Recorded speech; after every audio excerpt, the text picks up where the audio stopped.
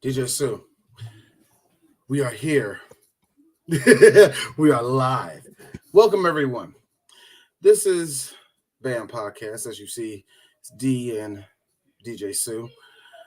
Usually with these podcasts, we talk about movies that are very passionate about who we kid. We're doing all the fucking John Carpenter movies and shit. So pretty much the last time I did an episode, I think it wasn't the last thing I did on BAM, but still, last time we did a John Carpenter movie, we did Christine. This time, we're doing the movie that me and DJ Sue say is our favorite horror movie of all time, The Thing. So, DJ Sue, Thing. Let's do this because I don't know how deep we're going to go into all this shit and all the rest of that shit. But real talk, real quickly, tell me about what you like. Why is this your favorite? Why is this your favorite movie? Let's just go start with that, man. I'm gonna go straight with the obvious. Practical effects. That is it. That cannot be. Well, No. I'm starting off with the obvious. Practical effects. The fact that we got Kurt Russell and Keith David, Wilford Brimley, and TK friggin' was it TC Carter? No, TK Carter. TC Carson. I get the both of them. I get their names confused a lot, but no, TK Carter. I got him being the only, well, not only one of two black men in this movie. One of two black. And also, what I love about this movie, honestly, is just the overall theme. It's not the fact that the movie is about an alien monster going around absorbing everybody. Not even that at all. No, not at all. It's the paranoia, which is what this movie is all about. Paranoia. Sure. It's the monster really just plays as an allegory for what was going on at that time in the 80s. So when this movie came out, it's 1982. What was the biggest thing that was happening in the 80s in America? Well, Ronald Reagan just got fucking shot, but the Cold War is still going on. Not even that. Oh, what? What big thing then, nigga? AIDS. How are you going to make this an AIDS allegory? How's this an AIDS allegory? Oh. Can I get the pots and pans? Can I cook? Go ahead. Okay. All right. Because John Carpenter was the one who actually said it, by the way. See, The whole thing with the blood test, not to bury the lead here, but the whole thing with the blood test, the fact that it's an alien that absorbs you and changes, pretty much makes a copy of you, just from the slightest touch of any kind of contact with this alien. That whole thing was an allegory for AIDS. So let's put it this way for a lot of you and for anybody that's younger or somebody that just can't wrap their head around this. All right. Remember a couple of years ago we got all those stupid allegories to motherfucking COVID? Yes. Imagine that with AIDS. And imagine this also without the internet to tell you that AIDS was transmitted through blood or raw sexual contact. Because see, back in the day, people really thought you could get AIDS by using the same towel as someone. Mm-hmm. Like people really thought you can get AIDS by just kissing a gay person. And unfortunately, there were cartoons about this. Oh yeah, there were cartoons about it. And very unfortunately, there was there was already a stigma against homosexuals at that time, but you have a disease that is centered around one group of people, you cannot. You already know where this is going. People are going to be people. They're going to ostracize those group of people because you're associated with AIDS. Like black people, anytime they see blunt rappers around us, they say, "Hey, I think they're thugging and trapping on the corner." That's the way they treat us. That's the way it's always treated. You're afraid of shit. So yeah, there's a level of paranoia. I can see that. That's a Hollywood thing to say, though. Isn't it, though, nigga? That's a very Hollywood thing to say. I mean, but I get where he's coming from. Yeah, I mean that, and oh god, just the overall, not who done it, but who's infected. Yeah, you play like one big game of who's infected from the beginning of this movie to the end of it. Yes, you do. And then the one thing that really got me, see, if I can want myself talking about it, that's the one thing that really attracted me to this fucking movie. As a kid, I seen it once as a kid. All I remember was the special effects and all the rest of that shit. Um, I always had, well, I think if you're a film critic and you don't have an appreciation for practical effects or effects that really you have to sit down, make the time to do it, put the effort into it. If you don't like none of that shit, you take CGI over that, you can fuck around a dick. Like, I like CGI, but come on. How can you not see the grotesqueness of a movie like this and not appreciate that fact that somebody sat down and said, "Hey, boss, I'm just gonna be real with you, man. I done did everything to the stomach monster. This is the best we got." And you're like, "Oh, it looks gruesome. It looks nasty. It looks like it ain't from here. And it looks like it's real. It looks like it can fucking touch you, man." So I always had an appreciation for the shit. You know what I mean? But that's not the thing that stands out for me. The thing that stands out for me is what you said, the paranoia. It is the paranoia. And also, for me, oh God, this is fucking being vulnerable. Um, One thing I fucking hate that's a little bit scary to me is isolation. That too. I respect Dead Space and I respect um the Aliens game that came out where it's just you and the thing. I respect Yeah. Amnesia. Alien Colonial Marina, Alien Isolation. Isolation. Yeah. I respect the Amnesia series. D will not be playing none of those fucking games because those games give me goddamn heart attacks. But there's something about those stories that it scares me so much that I love those stories, especially when they're done so well. And a lot of people who are, I would say, there's not that many detractors. I have tripped over a couple of detractors of this movie, and they all said the same thing, that it was like, wait a minute, so who did it? Or the open ended legit pissed them off. I mean, Hey, you know what? and Here's the thing. Here's the thing. It took me a while because I forgot what movie me and Chris watched where we was like, I mean, the movie was all right. That open ended. That open ended was stupid. There was no point. I get where people get to an open ended and it frustrates them. You know what I but mean? But I can explain that that takes part with away from it not liking it in this like movie. I can explain that issue with the ending to this movie.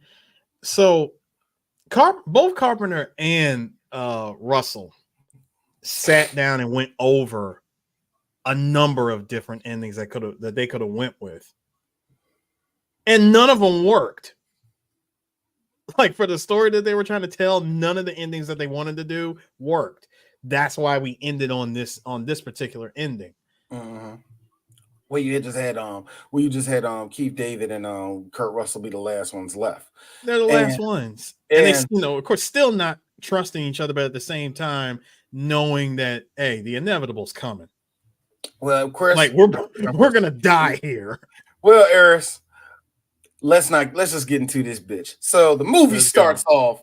So the movie first off starts off with you seeing the bright, vast, beautiful fields of Antarctica. And Eris, I got to say this right here. I don't know what they're doing down there. I don't, No one knows. because you can study ice cubes in your own country. You know what I mean? You can Well, you can study let dirt me in different type of conditions in your let me own country. let me point that out for you, D. See, that was also a question that got passed around a lot with this movie. There were 12 of these guys operating out of the U.S. outpost number 31. Now, there are all of these research facilities, all these different outposts all over Antarctica. And I'm assuming, you know, not necessarily every nation, but like one for, I guess, every continent or something had a research facility on Antarctica, right? So, I'm going to go with the more realistic one. If you are what they call a quote unquote first world country, and you quote unquote have people that are willing to go in the cold, there's a chance that you are out there. But better yet, Eris, if you never won a gold medal in the Winter Olympics, you're not down there. That's the way I see it. right. So Here's Norway, Finland, Iceland, Russia, You thought Russia wasn't there? The UK, America, nigga, of course we're there. So I know certain countries are there. You know what I mean? That's what I'm saying. That's the thing. There are, well, according to this one and the remake prequel that came out in 2011, there are 3 facilities that we do know of so far: the Norwegians, the U.S., and the Russian. Yeah, of course the Russians are down there. Like all 3 of them are there. But my point is, we don't know what they do. Like this whole movie goes by, we don't know what are they researching. Like what is their day-to-day operations? Like what's everybody's job? Besides McCready, we know he's the pilot. Besides Copper, we know he's the doctor. Besides freaking Gary, who is obviously the military person, the liaison. Hey Gary, what you doing down there? All of Antarctica is a free continent. Hey, what do the Russians got? Like everybody's down there at this research facility, and again, I would like to know what prior to this thing showing up. No pun intended. Why? I laugh. Let me get this out the way now.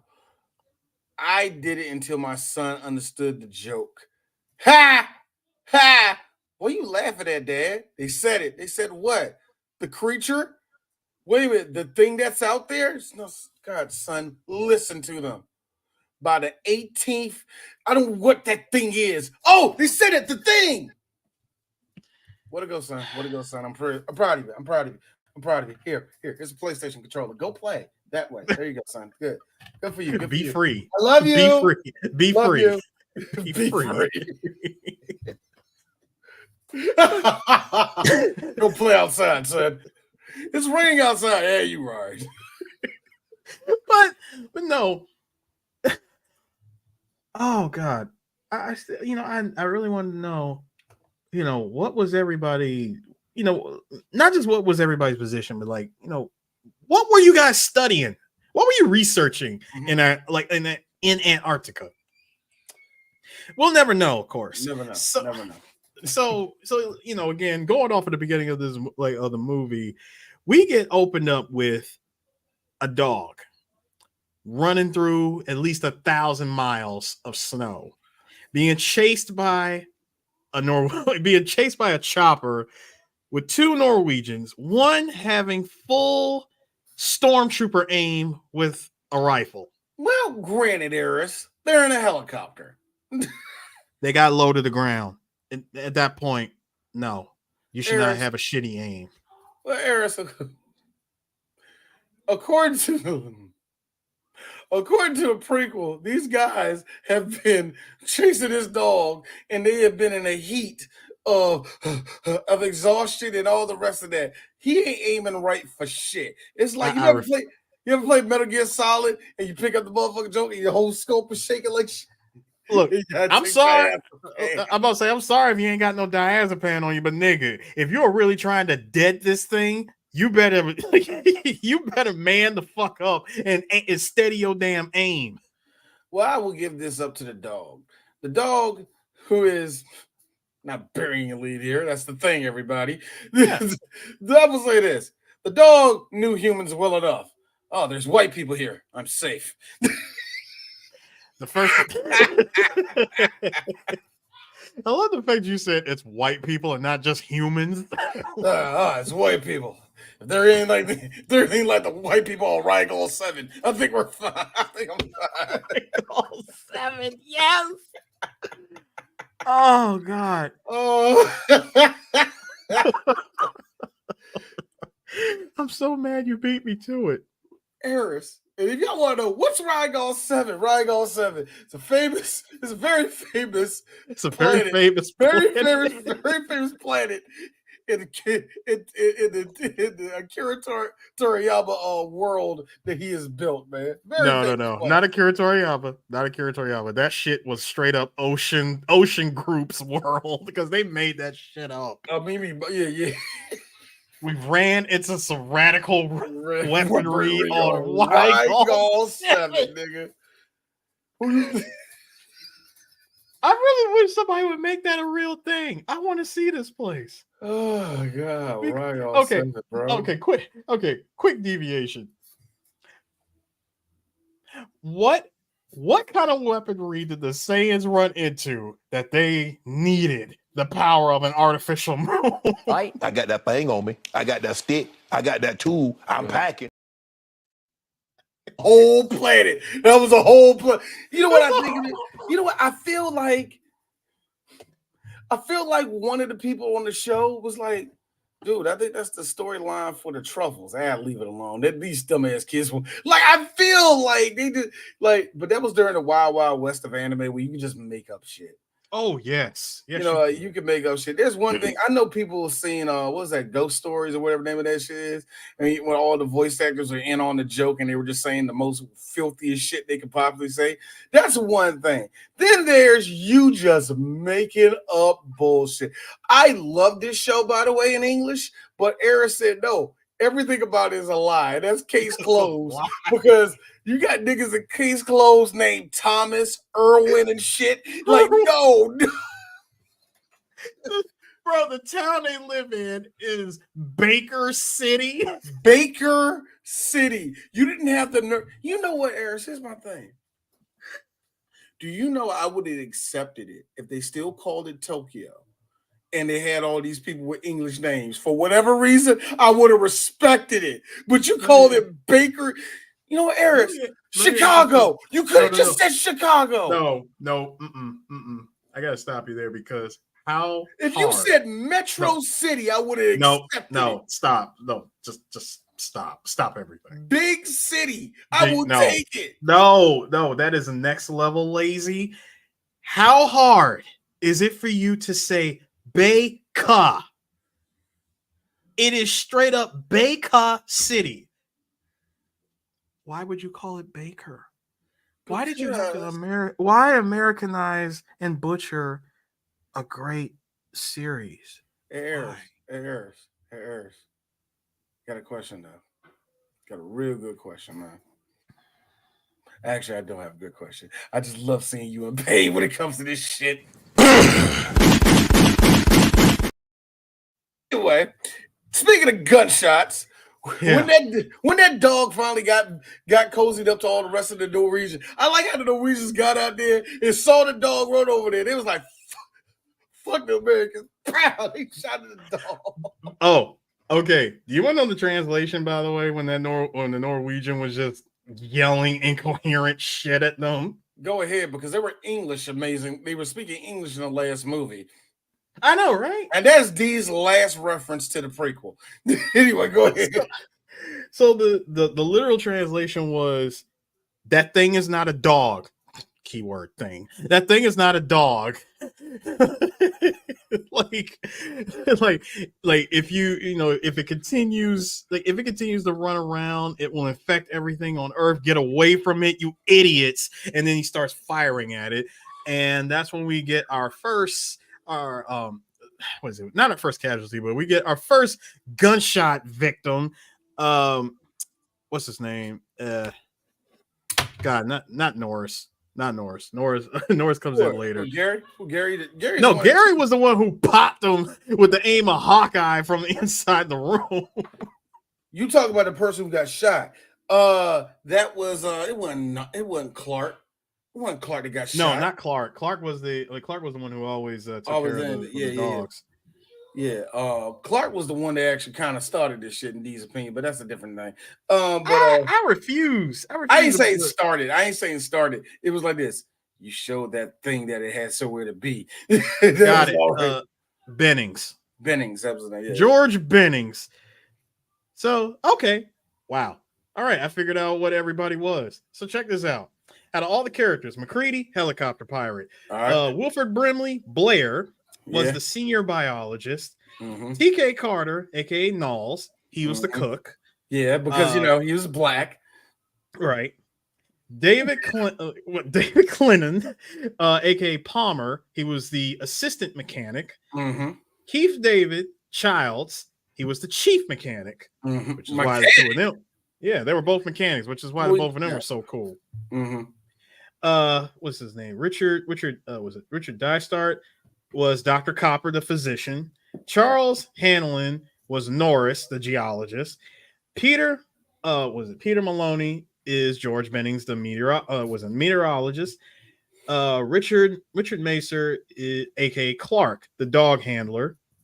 Joe Polis, Fuchs, the assistant biologist. David Moffat, Gary, the station commander. That's what he was.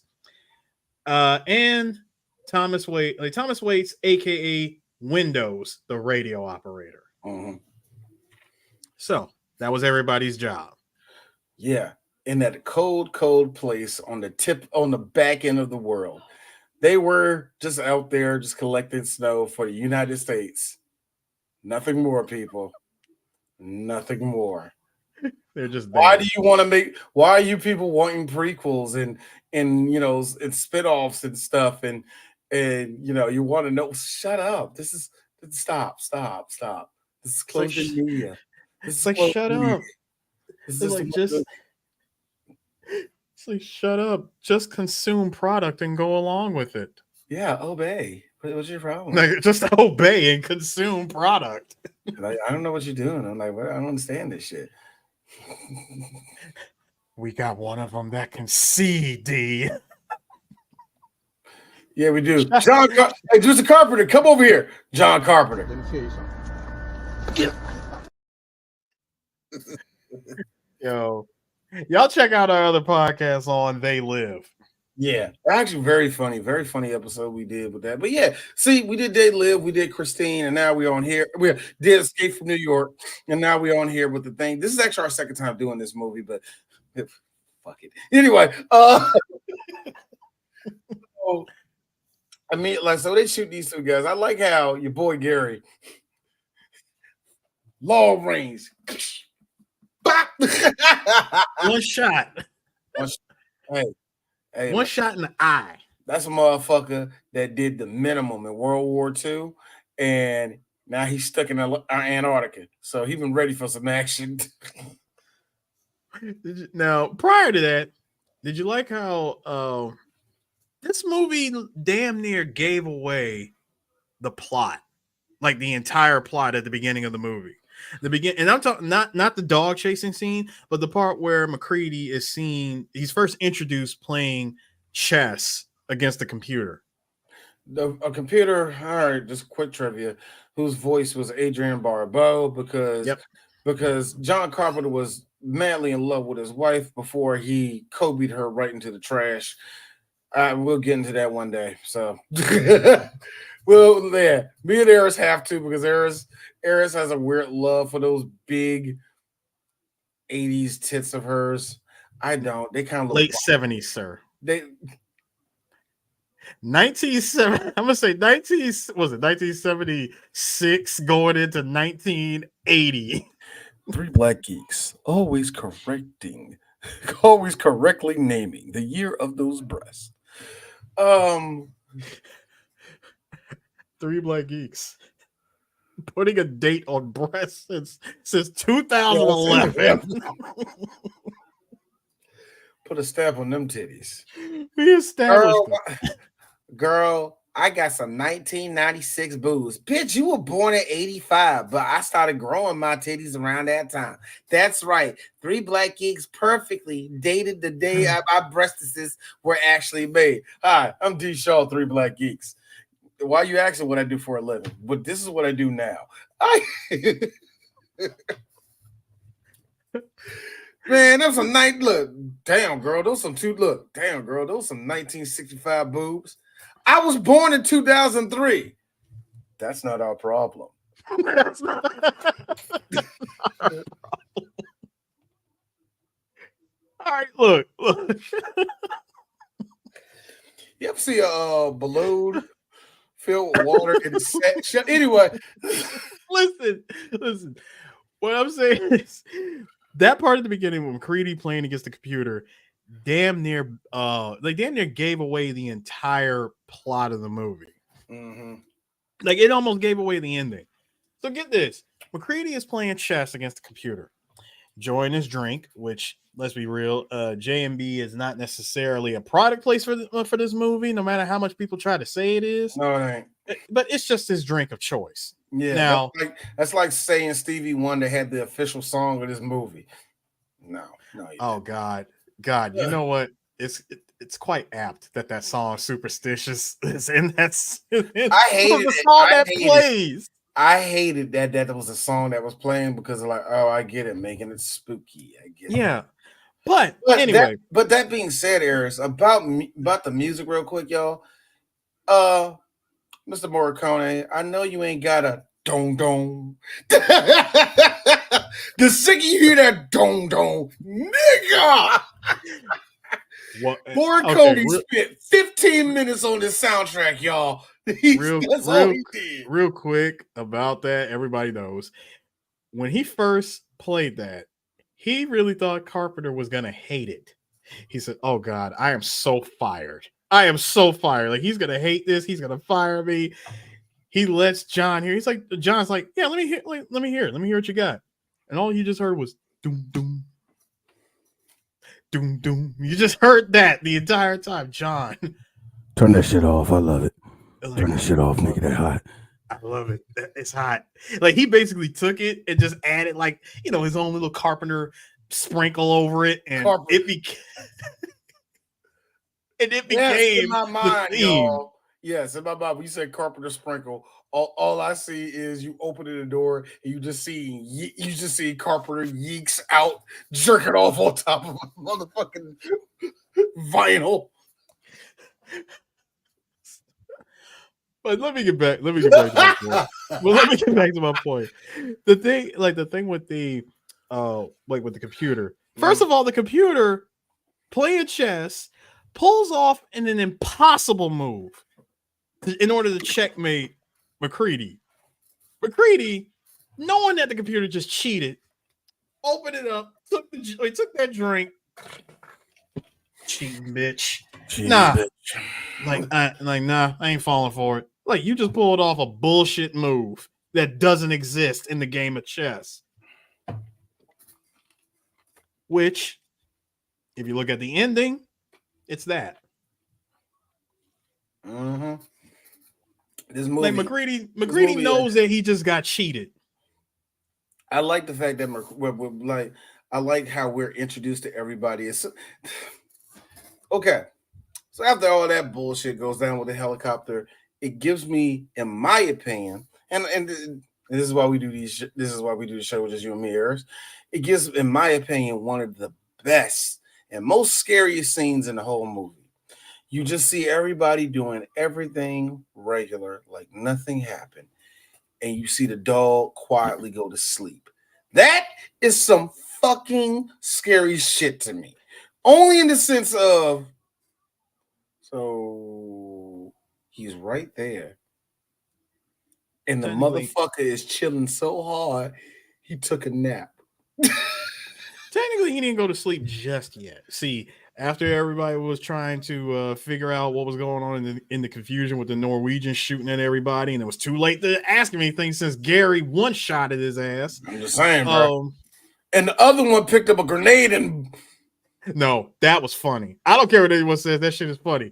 See, this is what happened. Why did you throw it? And then you tried to look for it. No, he didn't throw it. Here's the problem. This is what happens when you get them thick ass winter gloves. You try to pull out a grenade. You pull the pin, and you try to cock back, knowing that them damn gloves have no grip whatsoever.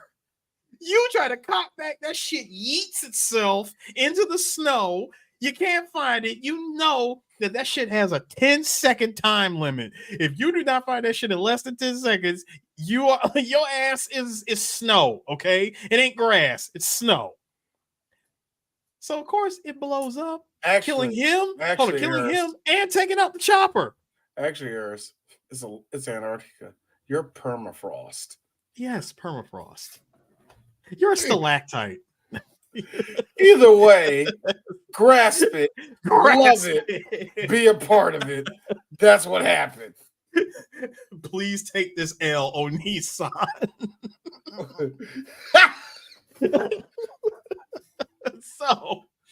So anyway, they tried to figure that like they're still trying to figure out like what the hell caused all this. Why were they, what caused them to go crazy, shooting at a dog, shooting at us. Copper comes up with a brilliant plan. Well, let's go see what caused them to go crazy. Then they decide to take off in a snow, like in the middle of a blizzard. This is some white people shit. Go off in a blizzard. McCready being the only one of sound mind, the only one with logic, thinking, "Hey, Doc, just let you know, we are taking a risk. You do know that if we get out there and we get caught in any of this damn blizzard, you can scratch one doctor and one pilot." Well, they managed to Hippocratic oath. Now they make their way to the Norwegian camp, and we see them go like check everything. It's a complete disaster. Like everything's been blown up, burnt. Everything. Yeah, everything is an absolute mess. Almost as if we needed a whole other movie to explain why this happened. But Arris. I mean, surely if we're going to have something like... Wait, go back to that shot. Mm-hmm. Including the shot of explaining why this dude slit his own throat. Okay. Again, I'm done. But Arris, if we were to have a whole show of...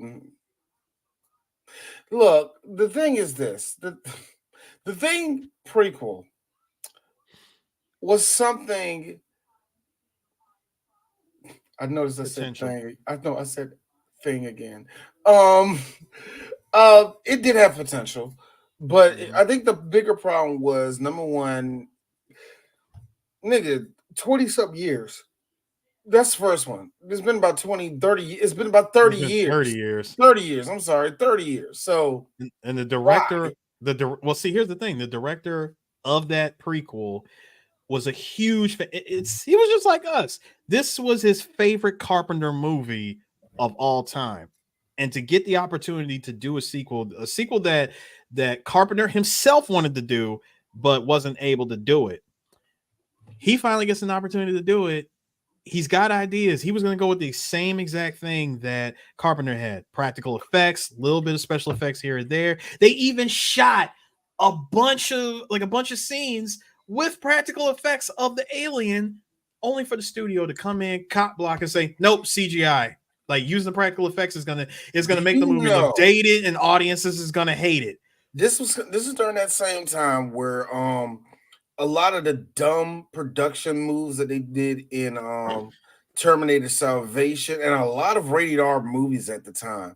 There were a lot of these studios just doing dumbass moves, man. Yeah. And that's what happens when the studio try to second guess what the audience is gonna like. And this is another, and this has always been a thing when it come to special effects anyway. Like, because the one thing we was talking about, what was that? Nothing But Trouble on Three Black Geeks. When we did Nothing But Trouble, we saw what happens when you are given the green light to do whatever the fuck you want to do. You're gonna burn a hole into everything. We understand that. You know what I mean?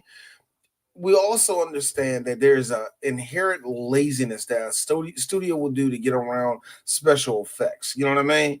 So what happened to the prequel was the laziness kicked in, yes, with the special effects, but it was almost insulting. Because if you actually look at the CGI in that movie for 2011, pathetic. Oh, it was awful. Like, really bad, like shockingly bad. Like, I don't think the movie, like, I gave the movie 1 out of 5, but I guarantee you I probably would have gave it a 2 if it looked like it gave a damn on the CGI. That's how bad it was, man. But that's the problem when you have a director fighting with the studio. Like, and one other thing, and God, you know what? Fuck it. We're gonna do the Thing 2011. I'm already gonna call it. We're gonna do that movie. So I'm just gonna say, not only that, the other worst thing that you could possibly do to a movie like that, give it the shortest time crunch ever.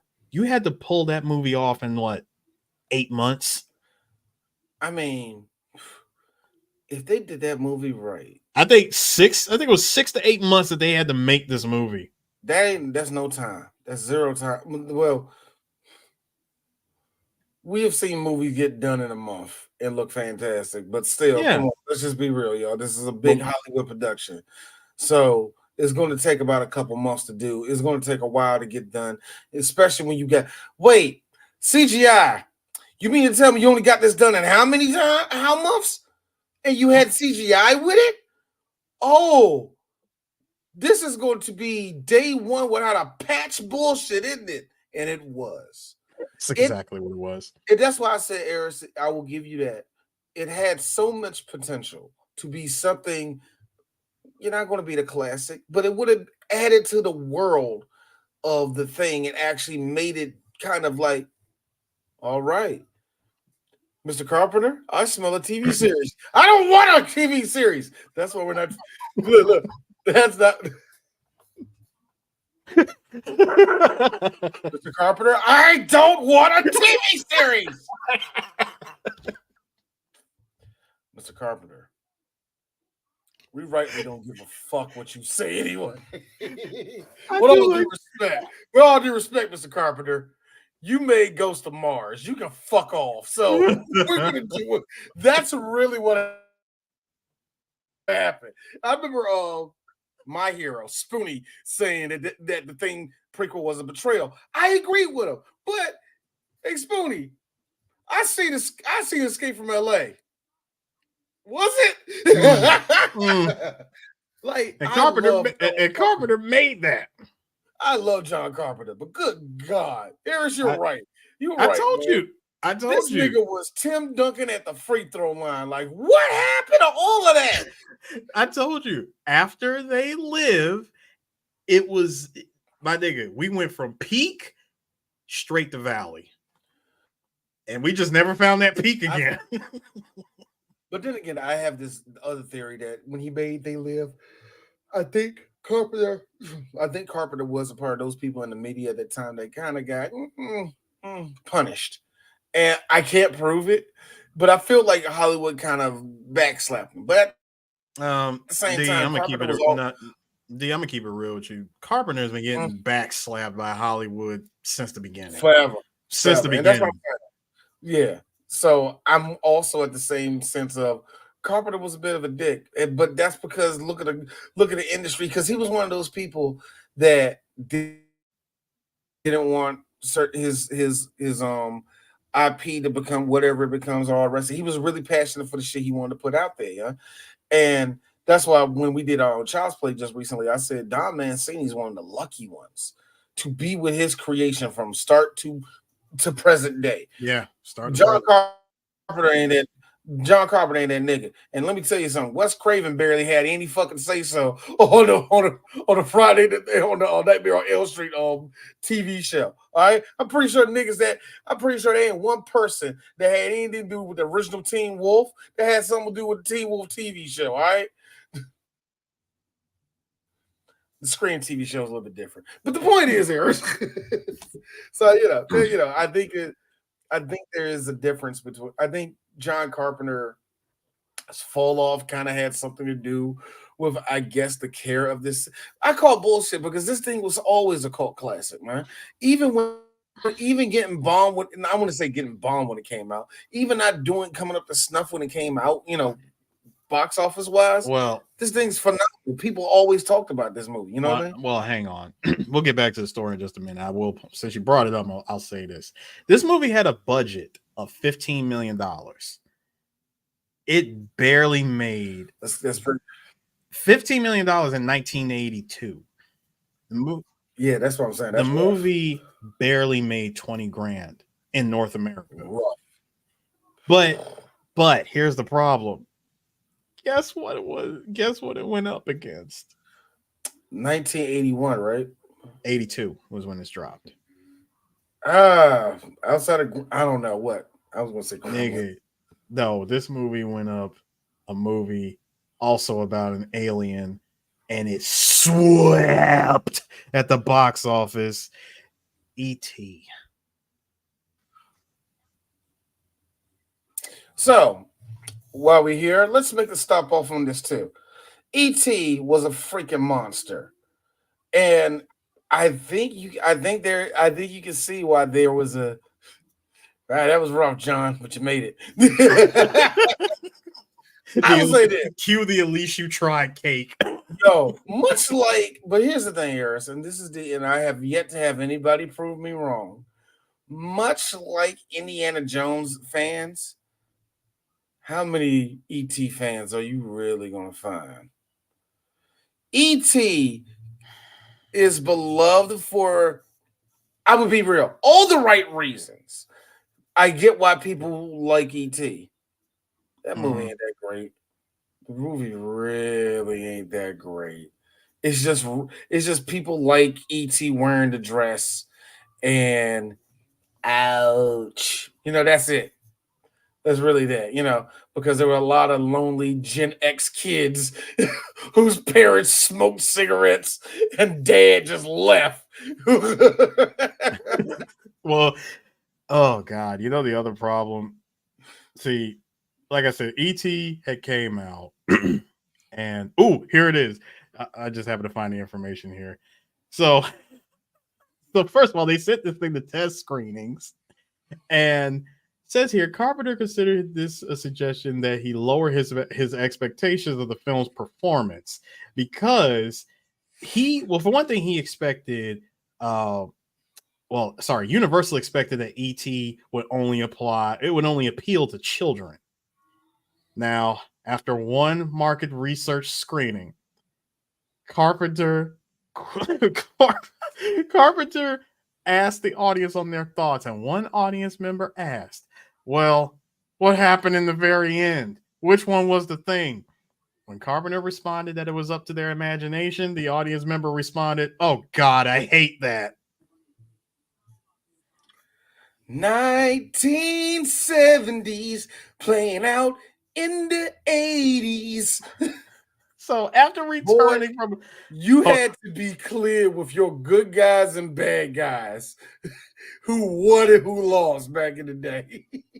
So get this. Arris, you got to realize this is a whole generation of people who grew up on Westerns. So when you give them an open ending like that, they go, oh, come on, why I got to think? I know. But get this. After returning from a screening of E.T., the audience silence at a Thing trailer caused Foster to remark, we're dead. I don't blame him on that. It said the response of the public pre-screenings of the Thing resulted in the studio changing the somber black and white advertising approved by the producers to a color image of a person with a glowing face, which is, the image that you see here on our backdrop. Yeah. And of course, the tagline was also changed from "Man is the warmest place to hide" to "In space, no one can hear you scream" to "The ultimate alien terror." I like how focus testing probably saved the living shit out of this film. Oh, it didn't save it. All right, check this out. Here's the box. When I say save it, it could have been far worse. That's what I'm saying. Oh, it could have been. I mean, the movie itself was based off of the book Who Goes There. Here's the box office information. The Thing was released in the United States on June 25th, 1982, and during its opening weekend, the film earned $3.1 million from 840 theaters on an average of $3,699 per theater, finishing as the number 8 film of the weekend behind Poltergeist, which had 4.1. This is which was in its 4th weekend of release and ahead of the action film Megaforce, which had only 2.3 million. It dropped out of the top. It dropped out of the top 10 grossing films after only 3 weeks and ended its run earning a total of $19.6 million against a $15 million budget, making it only the 42nd highest grossing film of 1982. It was not a box office failure, but it wasn't a hit either. I'm gonna tell you what happened. I don't think it made budget. I don't think that thing made budget. Okay. I'll say this: any movie that comes out, let's just say $12 million budget, $1 million of that went into advertising. Mm-hmm. Just off of that. $1 million of it went into advertising. 15. He only made 19.6. 1982. And they had to remember they had to redo shit. They had to redo shit, which I think is what all it probably, led up to it costing $15 million. It's really hard to say that this movie honestly made his money back. But there is one saving grace, especially for horror movies in the 1980s. VHS. Thank Christ. Tough break. You said it, VHS. Hey man, look, man, you better take your ass over to VHS. That's what it was, man. Go to your local mom and pop video store. And like I said, like all of them back in the day, they did very well for the horror market. That's right, VHS, ladies and gentlemen. Modern problems require modern solutions. You damn right. So, but luckily for the movie, like I said, real talk, and especially a lot of the cult movies that came out of the 80s, much like Puppet Master and God, I'm trying to think of another one that came in the 80s that was actually kind of popular. But you have some of these movies that just came out. Child's Play. Child's Play. They benefited off of that fucking, especially Child's Play's cover on the first one. You know what I mean? Chucky. Nah. That was the second one.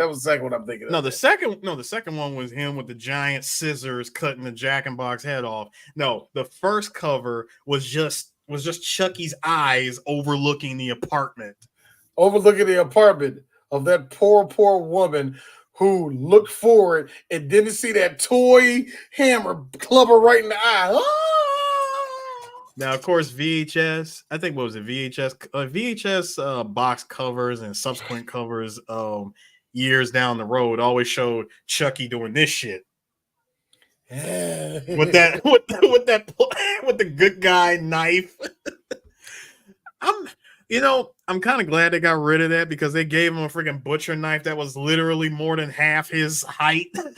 Again, like we said, the motif. Chucky will stick with the motif of good guy. Oh yeah, the good guy Brandon. So, all right, so check this out. So going back to the story, Doc and Mac are checking out the Norwegian site, and they're finding all of these strange things. They found a freaking block of ice, wondering what the hell was in there. Mm-hmm. And then they get outside and they look and they go, God, what the hell was that? Is that like a man or something? Like whatever the hell it is, they burnt it up in a hurry. So Mac has the genius idea of, hey Doc, let's get a shovel. They decide to dig it up and load it onto the chopper. Because, considering that it's frozen solid outside. What's it going to do? I know, right? The double face thing. So then they decide to fly back. They fly back to the base. And then we get that shot from the trailer of, we found this. And then as soon as they pull that cover off and we see it.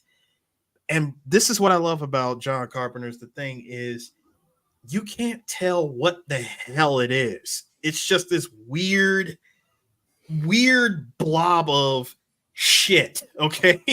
There's arms, there's legs, there's two human faces melded together. It doesn't have any, the thing itself isn't anything it's nothing that's identifiable, which is what's cool about it. Mm-hmm. It doesn't have a standard look of what the alien is supposed to be. Not at all. Mm-hmm. You think, all right, damn, this has been some crazy shit. Everybody decides to break off and get the hell away from it. The dog, aka the Thing, probably the perfect imitation, has spent that entire time just roaming around the camp. And you notice there was a shot where it walked down the hall and went inside a room, and you just see the shadow of somebody. Carpenter again playing with the audience. That was nobody. That was nobody in particular. He hired an extra to just do that, just be in that role. Now, to some people, they think that was Norris who first came in contact. Technically, it was Bennings, because the dog licked his face at the very beginning of the movie when right before he got shot. Mm-hmm. Yeah, that was Clark. Already came. No, what? Not Clark. It was Bennings, the one that got shot in the leg. See, he was the first one that came in contact with him. Like, the thing was like, ah, shit, I'm already about to get like Bennings was like, oh, I mean, not Bennings. Like the dog was like, oh shit, I'm getting attacked. Let me go ahead and you human, yes, lick. White there people, you go. white people, help me. You like dogs, right? Everybody likes a good pup. Come on. I'm a sled dog. Look at me. Come on, look at me. I'm a fluffy boy. Come on. Don't shoot me. Don't shoot me. Shoot them crazy little German niggas, man. By the way, thank you for that, D, because freaking McCready he kept referring to them as Swedes, like crazy Swedes. So like, nigga, they are Norwegian. Sir, they are Norwegian. I don't give a fuck what they are. No, McCready. I don't give a hell. I don't give a damn what. I don't give a damn what they are. Reagan told us to shoot on sight. Oh, God. I remember, y'all. This is the 80s. This is actually, I'm sorry. Jimmy Carter is the president at this time. So this is America hating itself because we can't blow shit up. Oh, the military and the way it is in this country. Anyway, yes. So they first they cart this thing back into into the room. Now, Windows and Bennings, they were the first ones that I remember they first noticed it, and Windows being the smartest one to say what any logical person was thinking. Man, we ought to just burn these things. It's like, why? Why should we do that? That's going to give somebody the Nobel Prize. Again, if I can't identify what the hell this is, burn it. Kill it with fire. By the way, I'm just getting it out the way already. Well, no, not getting it out the way. But with all the quietness and the misdirection that's going on, there's one misdirection that I absolutely love because I still partially think it led to something. Ah! Who has that type of reaction with a dog walking through there? Like, oh, yeah. As much as I think it's misdirection, a part of me thinks the thing was like this.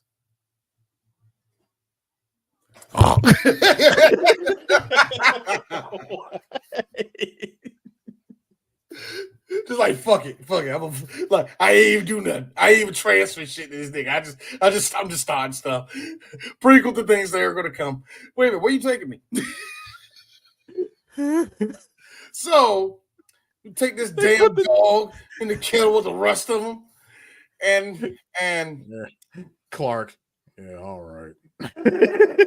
Meanwhile, Arris, they're down there. Can they talk to somebody? I got you. Look, we're 1,000 miles away from nowheres, man. It's going to get a hell of a lot worse before it gets any better. That's part B. Here's part A. Nobody. Look, I haven't been able to reach shit in 2 weeks. I doubt anybody's talked to anybody on this entire continent, and you want me to reach somebody. All right, now a couple things. Gary, love the Fallout shelter colors you got there on there. That is a Fallout shelter. The Fallout gang colors. Man. The Pip Boy color. Pip Boy, I'm like he missing that shit on his arm, nigga. That's all he did at that point. And then playing like but yo, I love how the 1970s are alive in this movie. So the glasses, the hair, the fact that everybody smells like beer and really, really cheap marijuana in that joint. Like I love it. I don't know. I just had to mention that. Yeah. But that adds to the fact that they're still out there by themselves. Like you said, it's been 2 weeks. I So mean, they haven't. Well, it's been 2 weeks since they last had any contact with anybody. Which again, going back to the prequel, because of the shit that went down at the Norwegian camp, they haven't been able to reach anybody because they did actually attempt to reach out to U.S. Outpost 31, and they couldn't reach them. So what's going on? Is there more? You know, there's an asshole that's like, there was actually an invasion that was happening. Dude, don't turn it into a Marvel movie. No. We need phases for this shit. No, just no. I would have loved to see these motherfuckers. Anyway, no. So I got no. I want to bring up.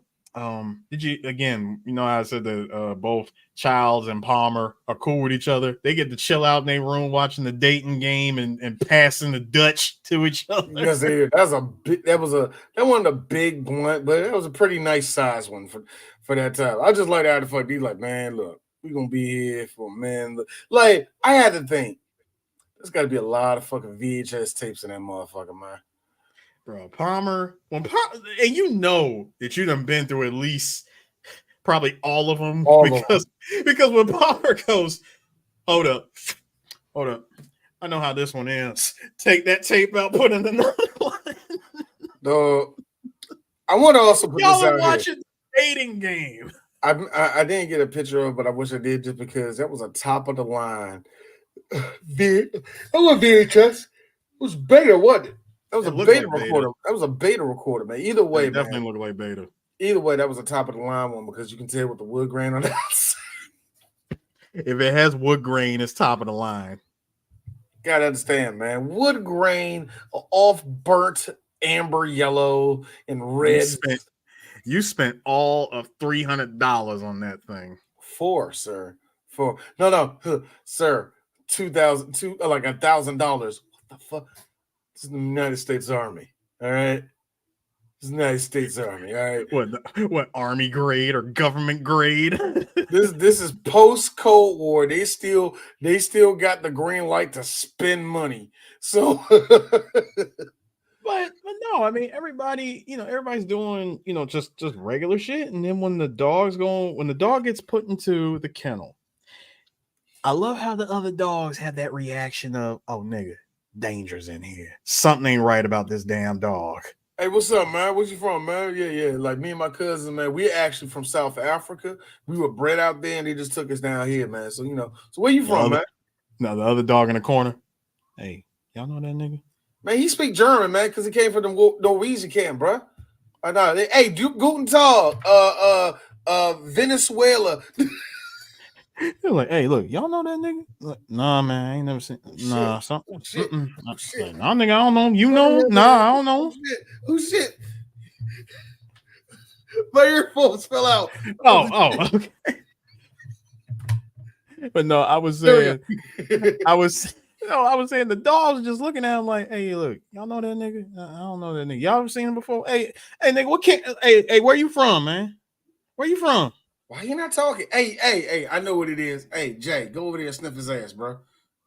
Nah, I ain't going over there, man. Hey, sniff his ass, nigga. You act like something ain't right, man. No, man, I ain't doing that shit, man. No, hold up. Here's the best part. The dogs are able to tell that that's not a dog either. Nah, nigga. What are you, nigga? Niggas, you. Nah, nigga, no. Whatever it is, they ain't no damn dog. Arris, got the one dog coming. Hey, yo, Mike, you see this dog? There ain't no fucking dog, nigga. Nah, bro. Nah. I'm out here, man. Nah, I'm out this shit, man. Nah, y'all can talk to him. Whoa, hey, what's going on? This one being the smart one. The dog, yes, I'm about to say that one dog was like, I'm getting out of here. Rover was like, nah. This nigga literally bit the cage up to try to get out of there. That is some scary crap, man. When dogs start doing that, why y'all? When dogs are that damn terrified.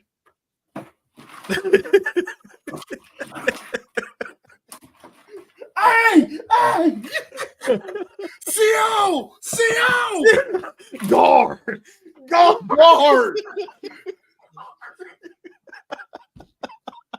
So, So, as y'all see on my list, Arris, these are all the people. The first victim, dogs.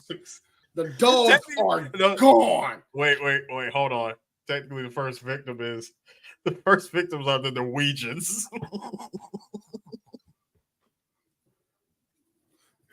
I was going to say this. No, D, you forgot about the first two people. I was going to say this. They German, man. Ain't nobody going to miss that. The Norwegians. Again, misrepresenting where they're from. Ain't nobody going to miss them niggas. Yo, but the fact that, so Child's getting up. My mind got to get the fuck up. Everybody's panicking because they see this fucking alien and shit.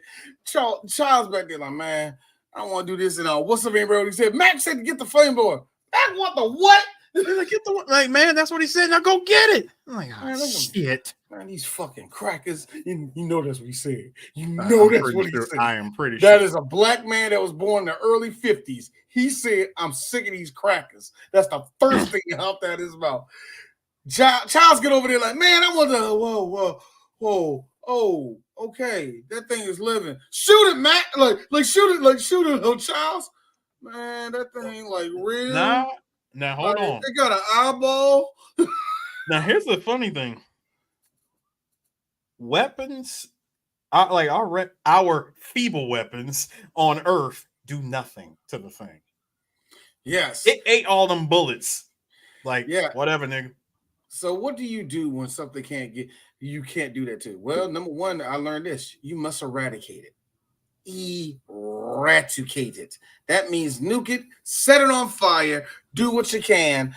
You know what? Ashes to ashes, dust to dust. Arris, there's a thing that we are all stardust, and that's what we are. We're all a stardust. The elements that are in fire are the same elements that are in the human body.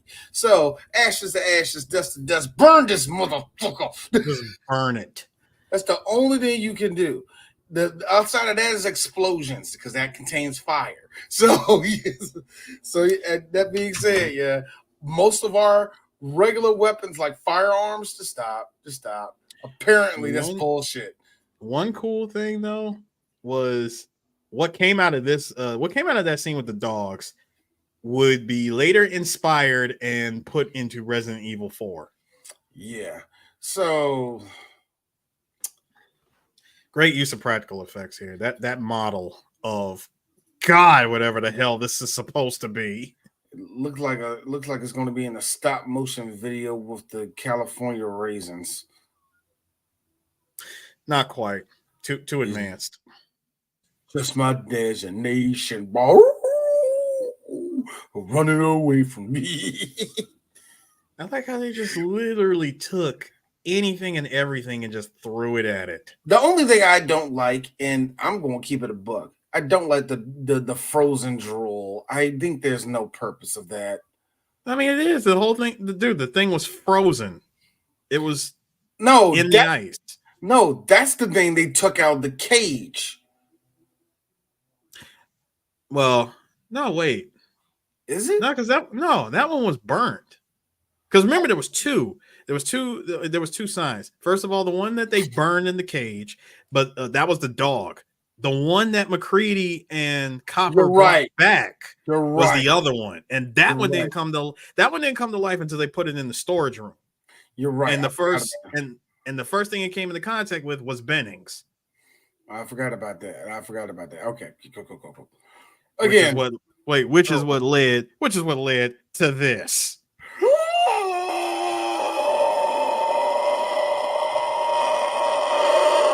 It's easy to do that. Just breathe in and go for a hazy voice. It's easy to do. It's really easy to do. Bro, that scream, I'm like, yeah, burn him, please. So with all this investigation, so finally, all right, y'all. Apparently, we gotta go back to that. We gotta go back to what the fuck Norwegians saw, man. Now they saw it on the tape, did they? That's what they saw it on. Yeah, the first thing they noticed was, they're planting thermite charges. They've been spending a whole lot of time that like a couple of miles north from their camp. There was this big site they blew, and after the thermite charges, they blew up like this big thing in the ice, and they discovered this. Okay, now D has no problem with the alien spaceship.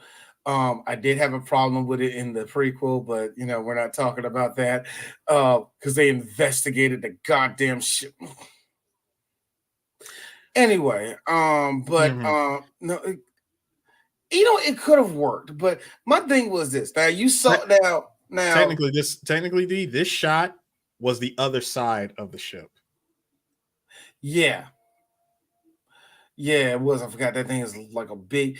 That's my problem. This is my only minor problem with the movie, and this comes from me trying to put too much into it. I'll grant it that, you know what I mean. But I always looked at the size of that fucking ship, and I thought to myself, "Where is everything else in that damn ship?" Mm-hmm. Also, if it's that damn big, how big was the thing before it hopped out that motherfucker? What was it when it hopped out that thing? Second of all, was it just like a part of me thinks like, was it just one alien that was on there that was dying and hit like it is a whole story with that too. And if the sort, if the prequel was actually worth a damn, no, that would have saved it. It would have never saved it. The point is, I always kind of didn't like the fact that where's the cockpit to this shit? You know what I mean? This is like this the is more classic. You sit on it, the more you question this shit. No, D, that spaceship honestly was inspired by 1950s flying saucer where you don't know where the cockpit is. Yeah, so, that's why. Look. Here's my thing, y'all. Aliens exist. That's what the government tells me. So my thing is this: why would they be flying in those shit? Like, where's the is it something where you sit in the middle and it's like the joke off of G Gundam where something encapsulates you or something like what? Like, where's the cockpit? I mean, I'm with you on that question, because if you look back at the very beginning before the title pops up, we see this damn thing just spinning towards Earth. And I'm like, how do you steer? Like, because it's just going in a full cycle, like hurtling towards Earth, and it crash lands in Antarctica and just sat there for 100,000 years. Well, Arris, you know me, man. I'm an adult. I'm thinking deeper than that. So what you putting that John 93 or 87? E85 before it became a thing. E85, yeah. Hey, look. I always laugh at that shit because, again, like, how do you operate that thing? And like I said, but what was the creature that was in it before it obviously hopped out of that and hopped into one of the people on the fucking god? So to answer that question, as found in Blair's notes, he believes that this thing could have imitated a million life forms on a million different planets before coming to Earth. And there's no way of knowing what the hell it is because its whole basically like its whole purpose is to assimilate with anything it comes into contact with. Like any type of organism that it can replicate itself from, it's what it does. And again, Carpenter, who makes the thing an allegory for disease. Yeah. And that's my thing. You have this thing that can hop from person to person, like you said, nobody knows. And it does kind of raise the thing like he fucked up another planet, did he? This whole thing fucked up another. Or it's always been like, okay.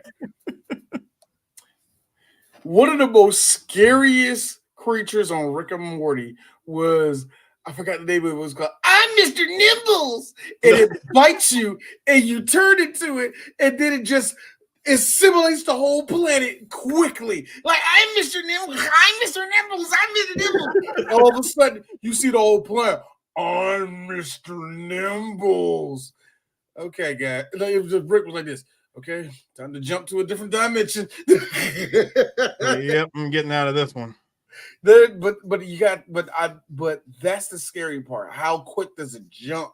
How fast does it jump? What's the purpose for it? Was it a much like Prometheus? Was this a weapon?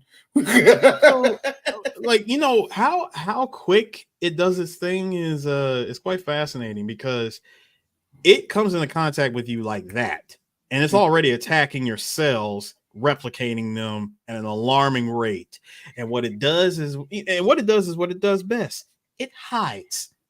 It hides in the imitation of you before fully taking control.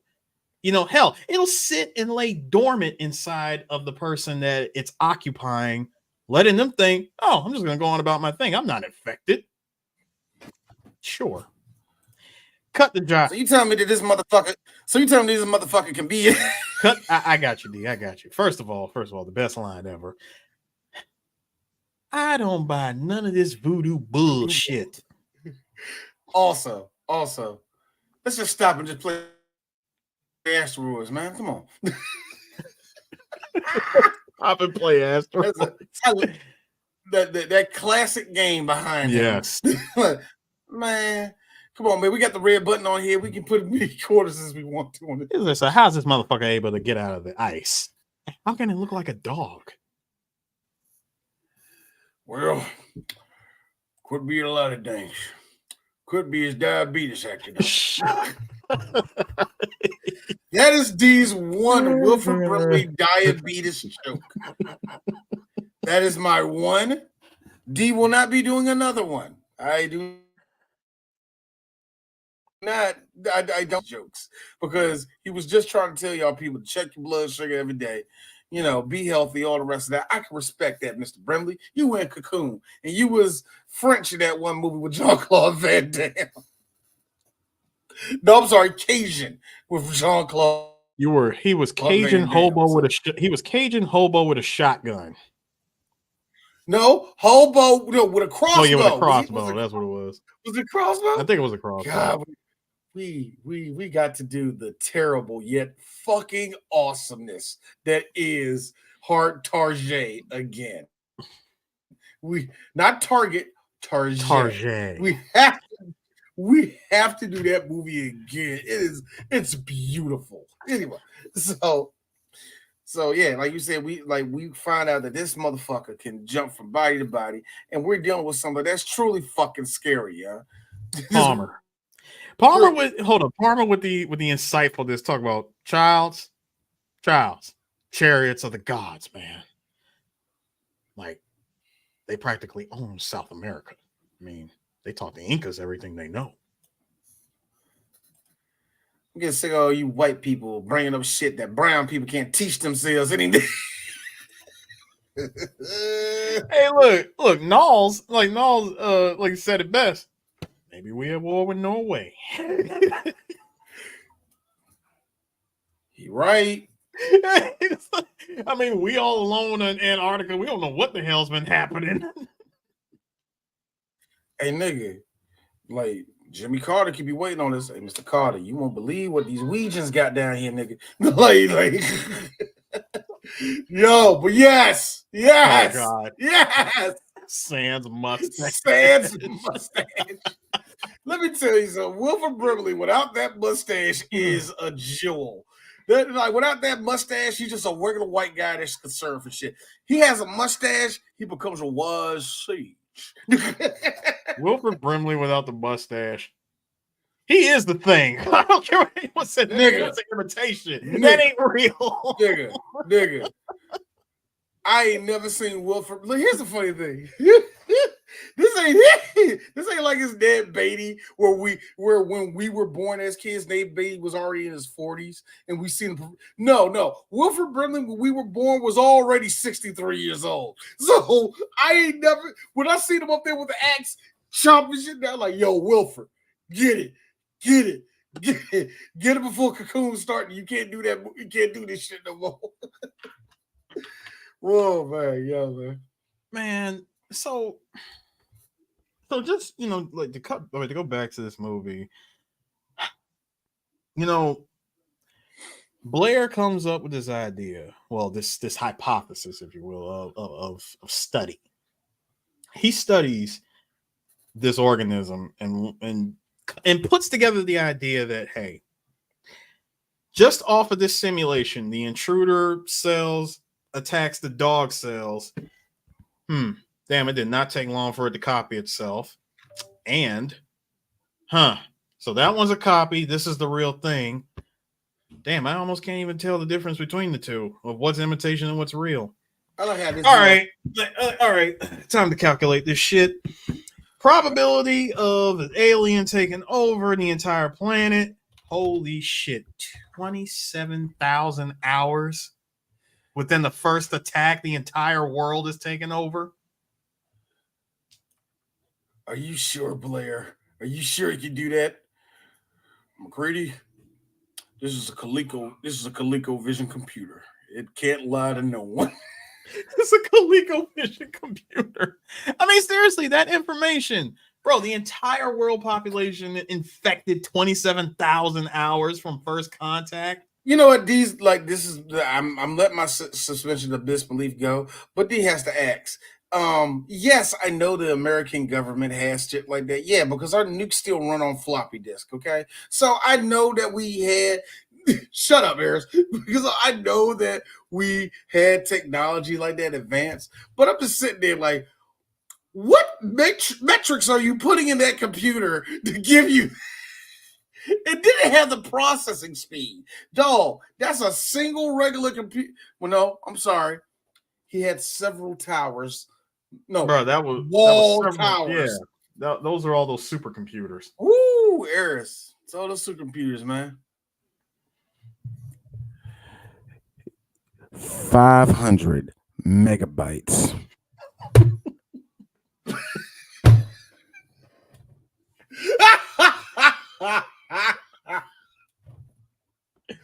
I might be here's the funny thing. I'm probably right. I'm just guessing, but I'm probably right. 1982. Yeah. Those are five wall computers.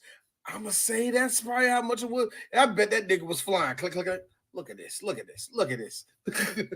I love the speed on this thing. He's playing solitaire. So let's we already backed up to Bennings was a thing, got burnt, and and everybody's trying to piece together what the hell is happening here at the camp. Now, did you notice that the one person was missing when the fuse went out, and after Bennings became the thing, McCready says, hey, look, we got to burn the rest of them. So we're going to burn him. We're going to burn that that carcass of the other thing that we found. And everybody thinks at this point it's over with. Nah, dog. Before the thing even decided to show itself in Bennings, it already made its move with other people. Oh, yeah. This is one of my running theories of this movie, that the thing could live in people for a while without them knowing it. Yeah. I think that's the biggest, scariest part. And the reason why I say that is because from this point onward, Blair moved like a nigga that knew something was up, but also moved like a nigga that was already infected. I'm glad you said that. I'm so glad you said that, because when he starts to destroy the radio room, there's two sides of this. On one side, you think, hey, look, I'm taking this shit out because I want to stop this thing from trying to reach outside contact. Yeah, we're pretty much endangering ourselves, and we're pretty much burying ourselves here by being stuck with it. But put it this way, if we can find some way to stop it from reaching the outside, we'll at least save the world. Other side of that, I'm gonna act like I'm doing this just to throw off that misdirection, so I can attack everybody else later. Yep. and it explains both sides of that, and also basically, basically by doing that, I'm gonna stop them from trying to reach, call for help. And also, then again, I think Blair actually went batshit. He legit went batshit. He came to the realization that shit is officially real, and there's no way we can stop this.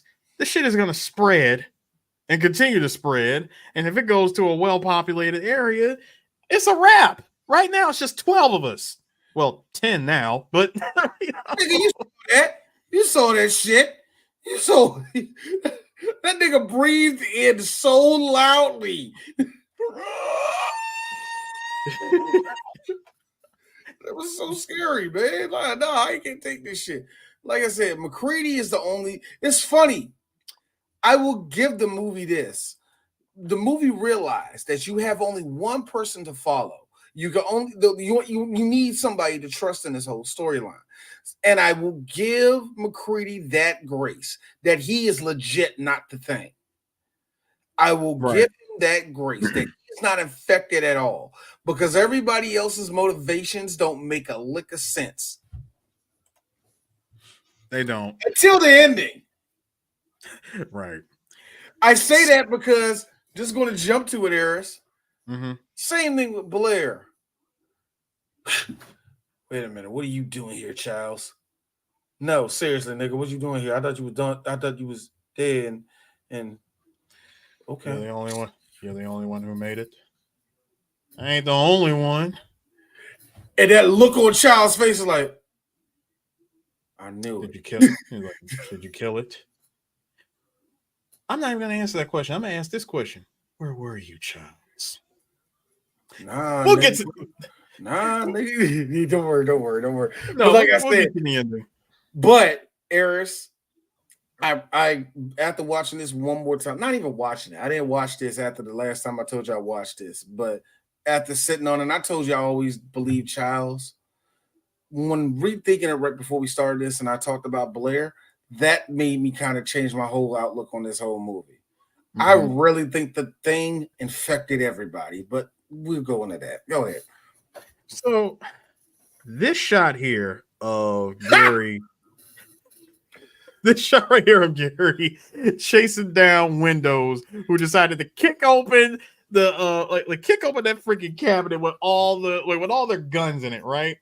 Also, if you notice in the shot where Windows went to reach for the shotgun and bullets, they took the rifle that the Norwegians used after. Yeah, I noticed that. That too.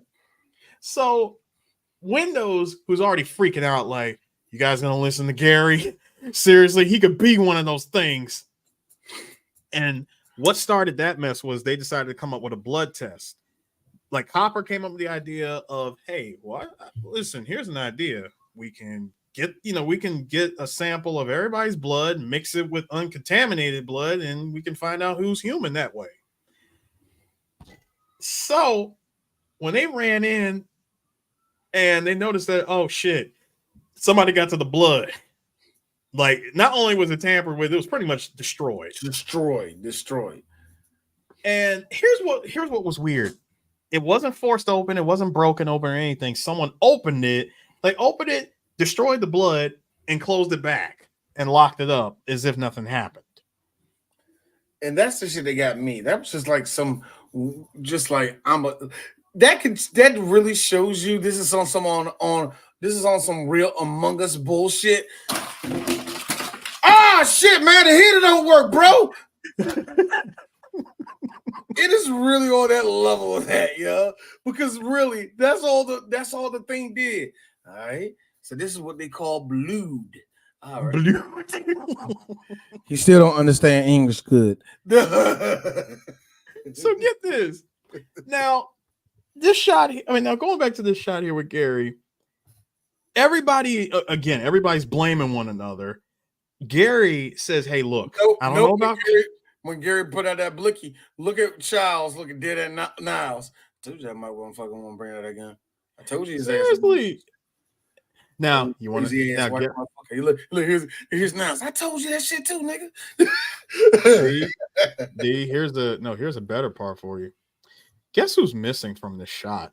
I was trying to notice that. I see McCready. I see now. Well, Blair's not there. Number one, Blair's missing, and Norris is missing. Yeah, and Palmer. Mm-hmm. Where's Palmer at? He was behind him. Where is Palmer? In this shot, he was. I want to say he was somewhere behind Childs. But of course, in this shot, you can't tell because everybody ran down the hall, and the ones that were the last ones to show up was, was Palmer, Norris, and of course Blair wasn't around. And Fuchs, that was the other one that was also missing too. Mm-hmm. So of course, Gary says, "Look, I don't know about Copper, but I give you my word that I did not go near that blood. But perhaps you guys will feel better if somebody else was in charge." He decided to give up his position of authority and say, "Hey, look, Norris, I don't see anybody opposing you being in charge." Here was my first sign of sus. When Norris looked at everybody and said, I'm sorry, guys, I'm not up to it. You're like me, sus. Oh, you look! You right there, Arris. Everybody got the Among Us logo, avatars. Sus. Yeah. I mean, think about it. He didn't want to take on any position of authority. He didn't want to be put in a leadership position. Someone who obviously knows the situation, knows what they've been dealing with, since they've been there as long as they have. I wouldn't see Norris saying no. That already led me to believe he's been infected. Now that was Thing Norris going, no, you're gonna say no. Say no. I want nothing to do with this. I don't even know what you do. I just took over you. I don't even know what your day-to-day is. Dude, you're fat. I don't like you. It's like you're just another warm body for me. Human beings are absolutely actually amazing. I will give you that. This is an interesting species. I will give it that. So naturally he's like, nah, I don't, I'm not about that life. Charles, still human. I'll take it. Clark, who's somewhat racist, pulls out a knife on Charles and goes, "To hell you will." McCready diffusing the whole situation. I think maybe it should go to someone a little bit more even-tempered. Charles. That's when Dee saw future Kurt Russell in Hey Wait. Now we know how you niggers are when you get kind of mad. So we just got to make sure that you don't have a gun, Niles. Oh, come on. Yes, I had to do his voice right. Oh, come on, man. I don't want to. Man, take my gun, nigga. All right. Don't want you colors to get too beside yourself and thinking that you can run shit. No, let me be real. Kurt Russell turned into John Roof. I absolutely love John Roof until his little sipping ass. You lied to me. Like, what's the matter, John Roof? Hurt your feelings? As a matter of fact, you did. I just love that face. Like, he said, so that was true. All that was horse shit. The black man pause. Yeah. Of course it was. Of course it was. Oh God. And again, like I said, the most rated actor in the whole movie, my girl. Talk your shit, nigga. Talk your shit. No, talk that sass, nigga. Talk that sass. Boy, I love that line so much. Even in the most race, that's racist, yes. But she gave her props. Like, hey, nigger, right. Hey, nigger, hard R. Love it. Love it. Need more of that. Hey, look, hey. You earned that one, nigger. Anyway.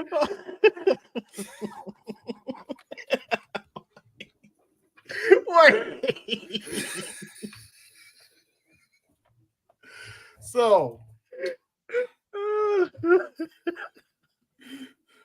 guys, Bruh. okay. Why Look, can't you talk about the movie? No, D, by the way, D, that was Jennifer Jason Leigh.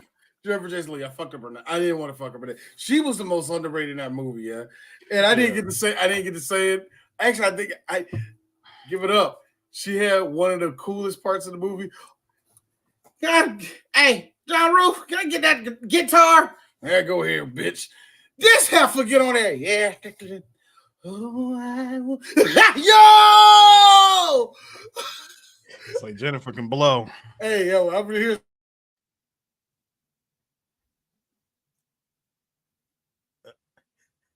You muted D. I just know when she was singing. Quentin Tarantino. All right, now take off that shoe. Untie your shoe a little bit. That's all I need. Show me the foot. I told you it wasn't in the contract. You ain't got to show it. Just show me you're faster than that shit. Wow. Thing. Okay. So anyway, I think it is kind of funny where racism did kind of stop Charles from having a fucking gun. Absolutely. I mean, and the look on his face is like, man, black man can't be in charge of nothing. That was the exact face he made too. Like, so these crackers be in charge of my life. By the way, that scene when Blair goes nuts and destroys the radio room. I love that they decided to send Childs in there first to try to diffuse the situation. I'm like, so why are y'all setting his ass up? Why are y'all doing that? Also, I didn't put this in here, but D has to do this. Hey, hey, which one of your grown ass men put these nasty ass Yeah, when they were trying to figure out how the alien came in, Knowles just roller skated his way into the scene. Tell me, which one of you disrespectful men left his dirty drawers in the kitchen trash can? Now let me tell you From now something. on, I want my kitchen clean, all right? Germ free. Now let me tell you something. It's funny for D.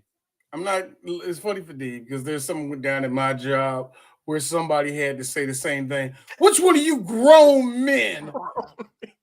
You have to put out there that their age and that everybody in this whole room are adults.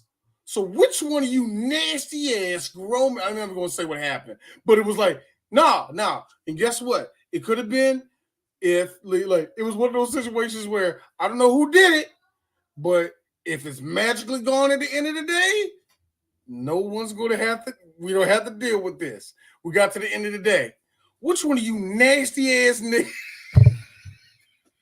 Anyway, I just like you got to bring up you grown men. Anyway. So which one of you disrespectful grown? Living dirty drawers in the kitchen trash can. Dirty draw. Here's me. I'm with that in the trash can. They in the middle of the kitchen.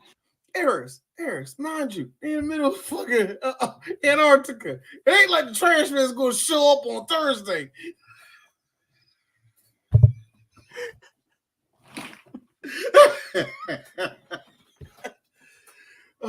John Carpenter is the thing. Guaranteed if it did, it ain't human anymore. You know what? Look, I'll get to that when we get to the end of the movie so I can say certain things. Anyway. So I'm glad you brought that up, by the way. Man, no, but going back to freaking Blair breaking up the radio room, just trashing it, destroying everything. You gonna send in the black man to try to defuse the situation, knowing full well that Norris just told everybody, stay back, he's got a gun. Boy, Blair, full chest. I'll kill you.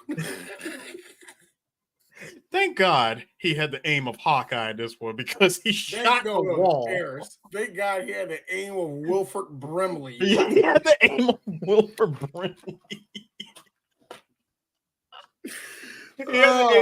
Wilford Brimley had the aim of Wilford Brimley sans hard target. Sans before he realized that his blood sugar was really, really high and his cholesterol was breaking on him. People don't learn about diabetes until it's too late. So it is very important. Oh God.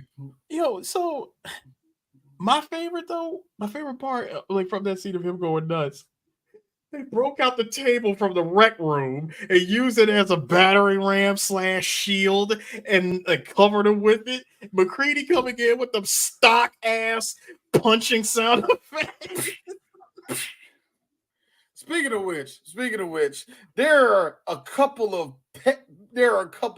what Dee like to call Pink Panther grunts that happen in this movie. Arris, you're laughing because you grew up with Pink Panther and you know exactly what sound effect I'm talking about.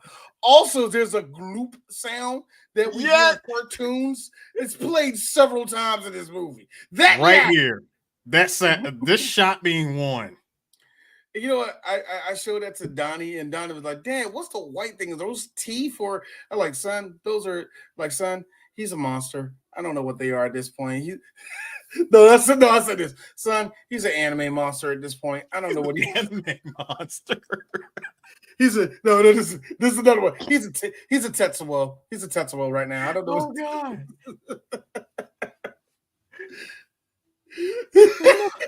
He's a Tetsuo. He's a Tetsuo at this point. Like it's a name, like it's a brand of car. The new Tetsuo with 5 limbs this time. With 5 limbs. With 5 limbs. Posh carpeting. Copious amounts of veins. And don't forget about blood. You're saying, where's this blood pumping from? Stop asking questions. Stop asking questions. Just obey and consume product. Yes, everything is fine. Don't worry, people. We found Tupac's killer. Everything is okay in the country. You don't have to look to Congress. We're not fucking up. Look at this random picture. Look at this random picture of Joe Biden falling asleep. Wacky politics.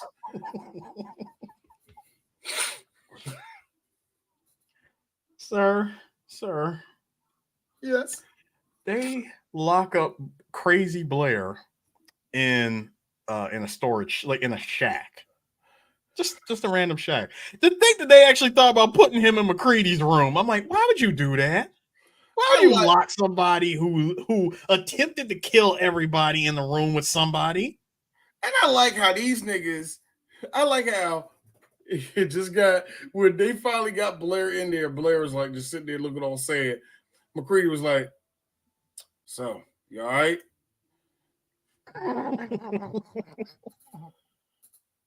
That's a face of a man who already had who is fighting back the thing that is in his body to tell McCready, "We're all dead, nigga. Just burn everything." Bro, this man comes in and says, "No, I don't think he was fully infected yet." Now, this is where him breaking the radio room kind of throws things off, in my opinion, because here I think he's still who he is. Like, when McCready asks him, "How you doing, man?" "Look, I don't know who to trust." "I understand how you feel, Blair.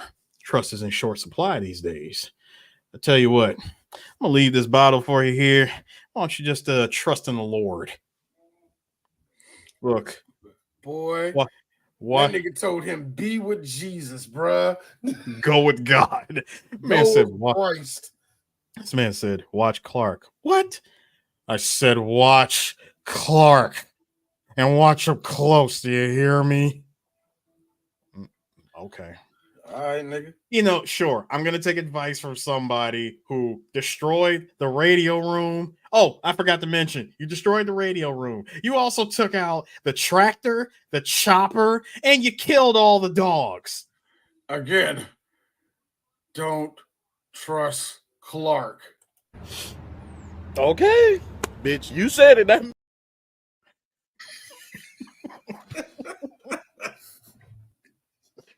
So he really, so again, at this point, they're trying to figure out, all right, what do we do? We with him locked up, we got to figure out how we're going to try to, deal with this situation. I said, no, we're not going to just let him sit there and we wait it out until spring. Somebody in this camp who ain't, they ain't who they say they are. Like hell, right now it's only maybe one or two of us, but by the time spring gets here, maybe all of us. Again, forward thinking McCready. Mm-hmm. So this is when it came up, circling back to that blood test idea. Mm-hmm. Child's asking probably the best question: how do we know who's human? If I was an imitation, a perfect imitation, how would you really know if it were really me? Unlike a certain prequel where I don't know if you had fillings in your teeth or something inorganic. Okay. Okay, we're here at that point. And yes, Arris, we're talking this shit. We have to actually review the first one now. I mean, the prequel now. But that being said, Arris, that does bring up a theory that a lot of people always brought up about the thing, which was the inorganic matter. Can it consume shit? Does it know the difference and stuff and all the rest of that? When you have any type of body snatcher type of storyline, you're going to have these questions come up of pretty much what are the limits of it controlling over somebody's body. Is it one of those things as soon as it hop in, it gains all our knowledge? Is it just one of those things where it's just literally hiding and it's just using it? It's always a lot of that shit. And people like the perfect copy one, which I get it. And I think the reason why people think that is because remember early in the movie where Windows was just walking around and he saw your boy tied up. Yeah. He dropped the keys for one thing. Yeah. Speaking of which, that didn't come back. Didn't come back. No, it didn't. Well, see, that's what led to that whole confusion about the blood. That's what I said. That didn't come back. The thing. finally opening. Opening. So yeah, I do agree with some people. As stupid as it is, like, oh man, he's missing a feeling. That's stupid. I think that's kind of dumb.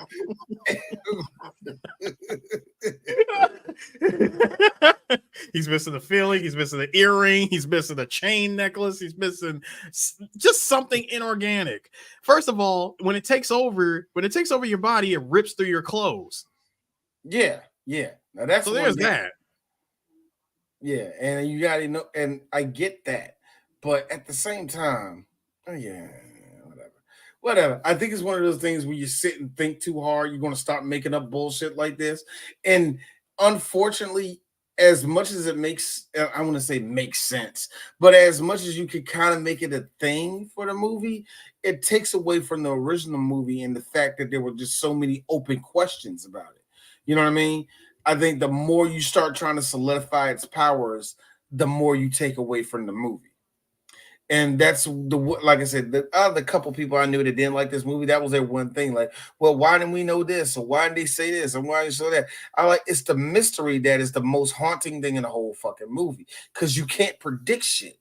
You really can't predict shit. And if you did give a solid rule, it has to be a solid rule and actually played out through the whole movie, or a rule where it's literally a sliding fucking goalpost where it benefits the thing and no one else. You know what I mean?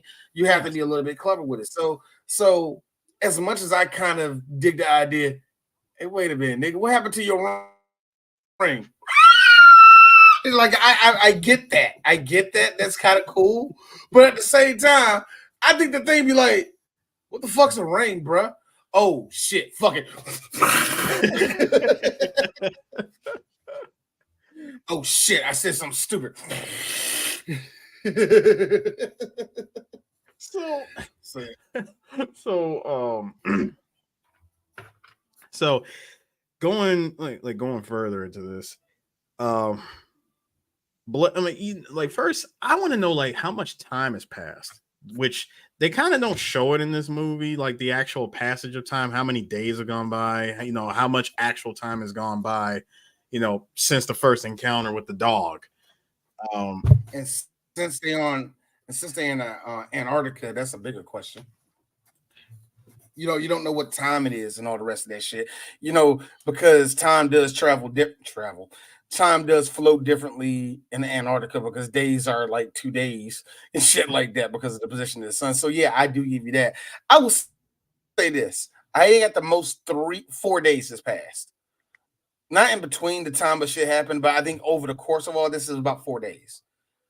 I think that will make the most. I don't know. That's me. I mean, it could be. I know. First, Blair. I'm sorry. What's his name? Fuchs. He decides to take over the rest of. He decides to take over the rest of Blair's notes and try to, you know, come up with, come up with a solution to what we're dealing with. And I like how he was minding his own business, you know, coming up, writing notes. In comes Silent McCready. You figured out anything? Maybe one or two ideas. Look, McCready, if something like if an organism like this, you know, can come into contact with just the smallest part of us, I think maybe everyone should start preparing their own meals. And I highly suggest we start eating out of cans only. All right. Going about his business. Well. Now, fuse gets blown. Fuchs decides to make his way out, and then we get that we get that sweet synth. Like, what was that? Or who was that? That was Ennio Morricone doing this to the keyboard, but yeah. I think it was a thing. It just passes by. He goes out looking for it, breaks out the flare, and that's the last we see of Fuchs alive. Everybody's asking, "Hey, someone blew out a fuse. Where the hell's Fuchs? What's going on?" All right, look. Yep. This is all right, fine. This is Windows Knowles, you're with me. Everybody else, stay put. We'll both be back here in about 20 minutes, regardless. So they run out looking for him. They find him. They find that burnt remains of Fuchs. Like, damn. Well, what are we gonna do now? All right, you go back inside. Tell them we found Fuchs. Well, shit. Where are we going? We're gonna go up to my shack. What the hell are we going up there for? Because when I left yesterday, I turned the lights off. Now, Dee, who watched the movie years later after, God, I remember one time watching it though when I saw that and I forgot about the part. Why y'all going in there? Why would you go up? Why would you go there? You don't have to. You can stay outside. The thing is out there. The thing is clearly out there. You don't have to do that. So that scared the shit out of me. Like, dog, no, man. That's a mission in a video game. I'm not about to do that. And you know the crazy part is, Knowles, while he was up there with McCready, he cuts back first. He made sure that he was in line. He made sure he was in front. He gets back inside, banging on the door, like, "Look, let me in, man. Hurry up, let me in." Where's McCready? I cut him loose. Like, listen, while we was up in his shack, I found this. Basically, he found his long johns. It was ripped open with his name tag on it. He said, "Hey, look, he's one of them." And I'm thinking, that was kind of like a throwaway thing that just came and went because it never was proven whether or not McCready was the thing. But Matt comes back, breaks into a window, and he's inside the freaking closet, knowing that he got left behind. I do. I like how they were trying to come up with the idea of whether or not do we leave him out there? Do we bring him in? Like, come on, man, let's open the door. Be our best chance to blow it away. Like, why the hell are you so damn anxious to let it in here? We should just let him freeze to death outside. Windows. Being the only one that gives a shit. Childs, what if we're wrong about him? Well, then we're wrong. I love how Keith David in 2 separate John Carpenter movies was faced with the idea of saving a white man, and he said, no. That is a track record that niggas would have killed for in the 1980s. And Keith David got to do it twice. So man said, no.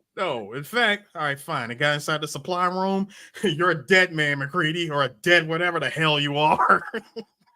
I love what we got was frostbit Kurt Russell with a whole Acme stick of dynamite in his hand. Bruh, the Acme roll. The Acme roll of dynamite. The Acme roll of dynamite. Shout outs to Stan Winston and them anyway. But shout out to them for, all right, Kurt, stay still. We're gonna just blow all this Christmas frost on you. Oh God. Oh man, no, of course, Trey. I don't think you knew this, but this is one of my favorite, absolutely my favorite movie, man. I'm glad we can be that break for you, my nigga, as always, yeah. But yo, I love the frost on the beard. Look at frost-bitten beard. Like how they blew this nigga the fuck up. But to give McCready his due. He was about that life. I'm fucking all y'all. Back up. This man said, anybody touches me, the whole camp goes. That was at least, I want to say at least 8 sticks of dynamite. And his child. Go ahead. I'm like 8 sticks of dynamite, all electrical tape together. You know, McCready was like searching through shit. Like, what I'm gonna use? He's cold as shit, still looking over his shoulder because he don't know the thing is gonna show up, and he just You know, my question is this. That's him going to the stove to get on the other side. My question is, McCready, how the hell did you get all them sticks of dynamite, stitch them shits together, and put together with one fuse? Guarantee you, this move went down, Arris. Got that bitch with his black taped it, and then all the fuses, he just stitched them together, and there you go. Anybody touches me, the whole camp is going up. Y'all back up. Put them torches on the ground and get the hell away from me. Boy, Kurt Russell did his best version of Martin with the stuffed Rottweiler. Back up. Best question. Now, here's where it kind of threw me off, but didn't make any sense. I want to say this is like pure continuity error because they were all together when they were kicking down the door, and McCready was in there by himself. Now, we see windows, we see we see we see Knowles and we see Childs and Palmer. Mm-hmm. Sorry, we don't see Knowles. When he looks at them, it says, "Where's the rest?" Inside the storage room was freaking Knowles and Norris. I'm like, how did you not see them? They were inside. First of all, how did they get in there? Well, because when he kicked open the door, it was only Childs who entered, and everybody else was behind him. Continuity. What is that? Like, was it something that we didn't? I don't know. Whatever. I know that. It didn't make any sense. I was like, how the hell did they get in? Anyway, he knocks the both of them down. He's like, hey, look, man, it's cool. It's all right, man. It's all good. Norris is out. Man has a heart attack. Goes into full cardiac arrest. Copper decides, hey, look, bring that defibrillator over. We're going to go ahead and try to revive him. After about 2 or 3 electric shocks, we get the most cartoonish shit ever. It bites. Feed me, Seymour. Ass stomach. His stomach opens up. And I like how the arms are also fake, too. Yeah. They get bit, like his arms get bitten, like bit off. And Hold on. This is why I rolled up my sleeve, because it gets bit about right here, but they tear from up here. yeah. And then we get that hilarious. We get that hilarious 1970s bloop sound. So at that point, the stomach erupts open, and we get this. I like how, again, the use of practical effects, because we see two versions of that stomach bursting open. Yeah. One is like a solid volcano around the stomach, and the other side it's just flaps. And we get to see all this shit coming out, and we get that. Yeah. I said this actually before we did this show. You didn't hear me, but I said that's a monster that says the N-word. So why is everything oozing around it? Because I mean, that thing is like now here's the thing. They always go back for I love how horror directors, when it comes to stuff like this, they go for the one tried and true, because they know that's the one thing everybody's going to freak out on. Make it spider-like. Give it multiple legs. Clowns and spiders are like if you were doing Family Feud, those would be the number one and the number two on there where people are afraid of. Clowns and spiders. So yeah, you know for a fact that a lot of them jokes are going to have like multiple legs. Like the tentacles don't really do nothing to me. Now, I don't think that scares people outside the fact that it can probably choke you out, or I say hentai, rape you. So, hey man, look. I tripped over one Full Metal Alchemist junk that wasn't made for. It wasn't straight people. That's all I can say. And where did the tentacle monster come from? I don't even know tentacles on Full Metal. Look, the point is, people are going to be more scared of that shit. And what I always loved about these things, like I said, was not like I said, but the one thing I always liked about it is that they ooze.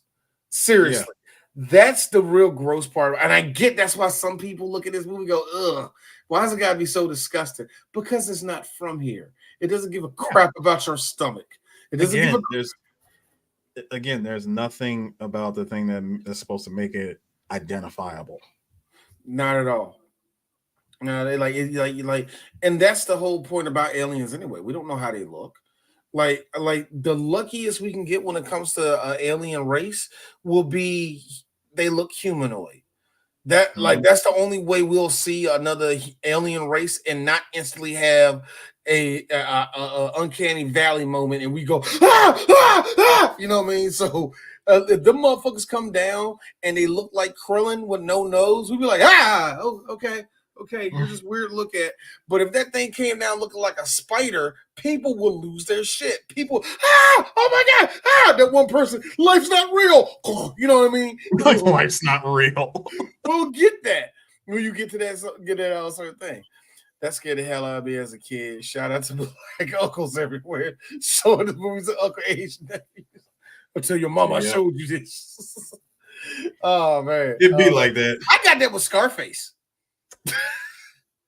Yeah, I got that with Scarface. Yeah, where it was like, all right, man, look, shut the fuck up. You in here? They don't know you in here. Sit down.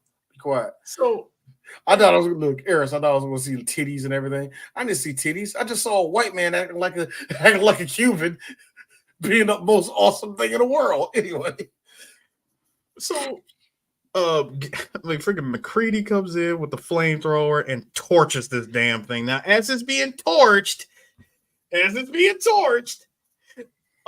Norris, who was originally laying there, the head comes alive and pulls itself from the body, from the rest of the body.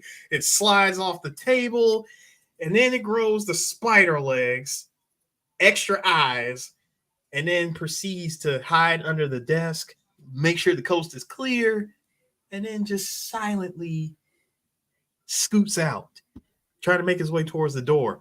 Hey, spider legs. You know, you could have just kept going. Why did you stand there? Why'd you stay? I don't have a concept of anything right now. I was just bored. What is life? Why is everything in pain? Must assimilate. Must assimilate. Palmer, best response. You gotta be fucking kidding. Everybody turned, looked, torched his ass. Kidding. Wait, guys. We can talk about this. Ah! Just burned the head, burn the head up. Now we get to probably the second most fun part of this movie. We see the noose. Well, I want to say not necessarily noose. We see the rope. The same rope, by the way, which was here. I'm fine. Everything's fine right now. I like to leave. I'll go back to what happens inside the room in just a moment.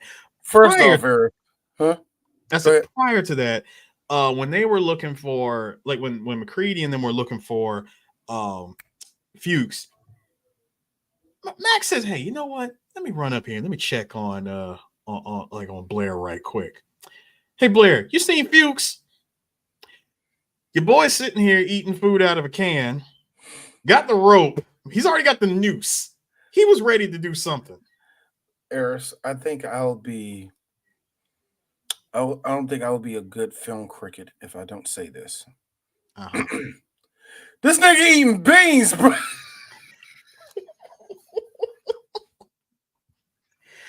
It's either beans or Vienna sausages. Oh, no. Them's good old 1975 canned bean. This man asked him, "Hey, have you seen Fuchs?" Not answering the question, just goes, "I don't want to be out here anymore. I want to come back inside. It's funny things. I hear funny things out here. Have you seen Fuchs, Blair? It ain't Fuchs. It ain't Fuchs." "Well, hold on. Wait a minute, man. Hold on. I want to come back inside. Don't you know? I'm fine. I'm much better now, and I won't harm anyone. But you gotta let me come back inside." Look. We can't blame Tiger got out the cage. Tiger got out the cage, guys. I would like to say that at this point in the game, It's the Blair. noose. It's the news for D. I do believe it was the news. At some point, Blair was going to off himself, but somehow the thing got to him, and he's infected now. Or he had been infected the entire time, and once the thing realized he was about to set the noose up, it stopped him and started taking over. Or the even stupid part. The more stupid part. I've been inside of this body for 10 hours. I have the full concept of what suicide is, and I will know how all these people think. Yes, Gooplark. That's his real name, Gooplark. We are not giving these things names. Stop. I was going to say blip or something like that. I was really about to give it something super basic. Well, look, I'm fine. Look, I'll accept that, because as long as you don't go to the default alien name, Bibble. Bibble, that's the thing. I remember this. I remember this body that I have in this old man. Something's wrong. Feels like my blood sugar is high. God damn it. I wasn't going to make no more jokes about it. I must vacate this vessel while I have time. But first, let's make a noose. Let's make a noose. Why are you making a noose for? I want to masturbate. So,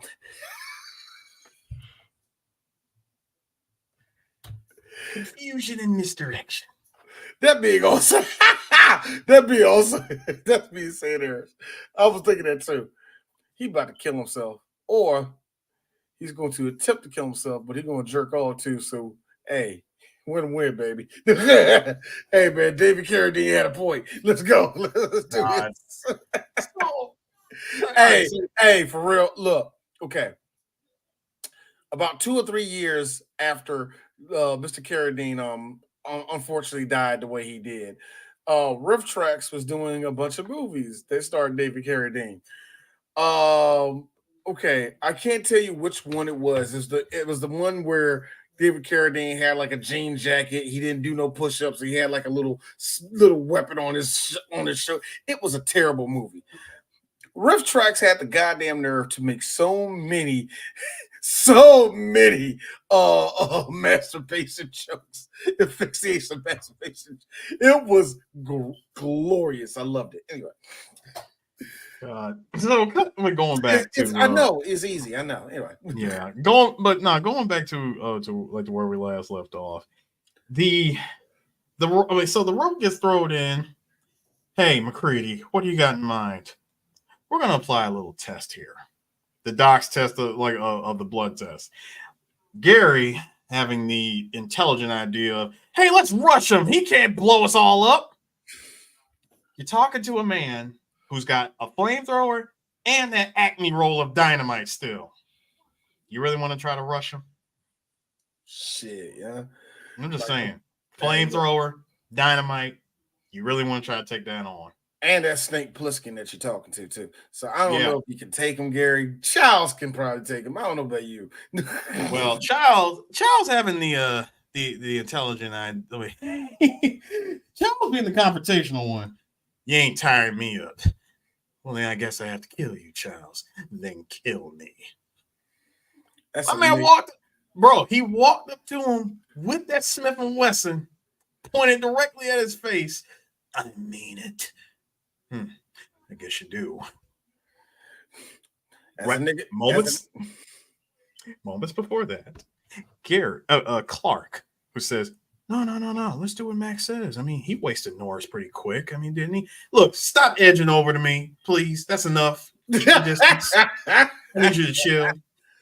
This man snuck and tried to grab the scalpel, thinking that he gonna try to sneak up on Snake Plissken. You gonna sneak up on Snake Plissken, knowing that he's got a gun. I understand.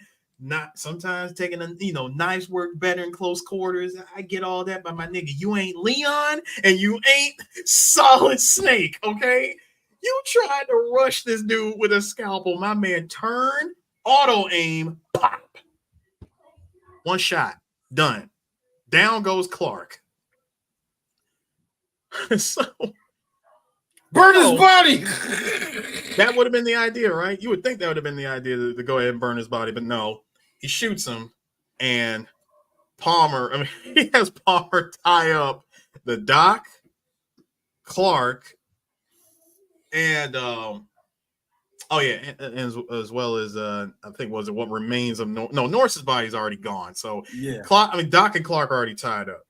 Knowles was part of it too. Knowles was tied up first too. Remember, he was tied up, and freaking Childs was tied up, and Gary was tied up. Windows was the first one.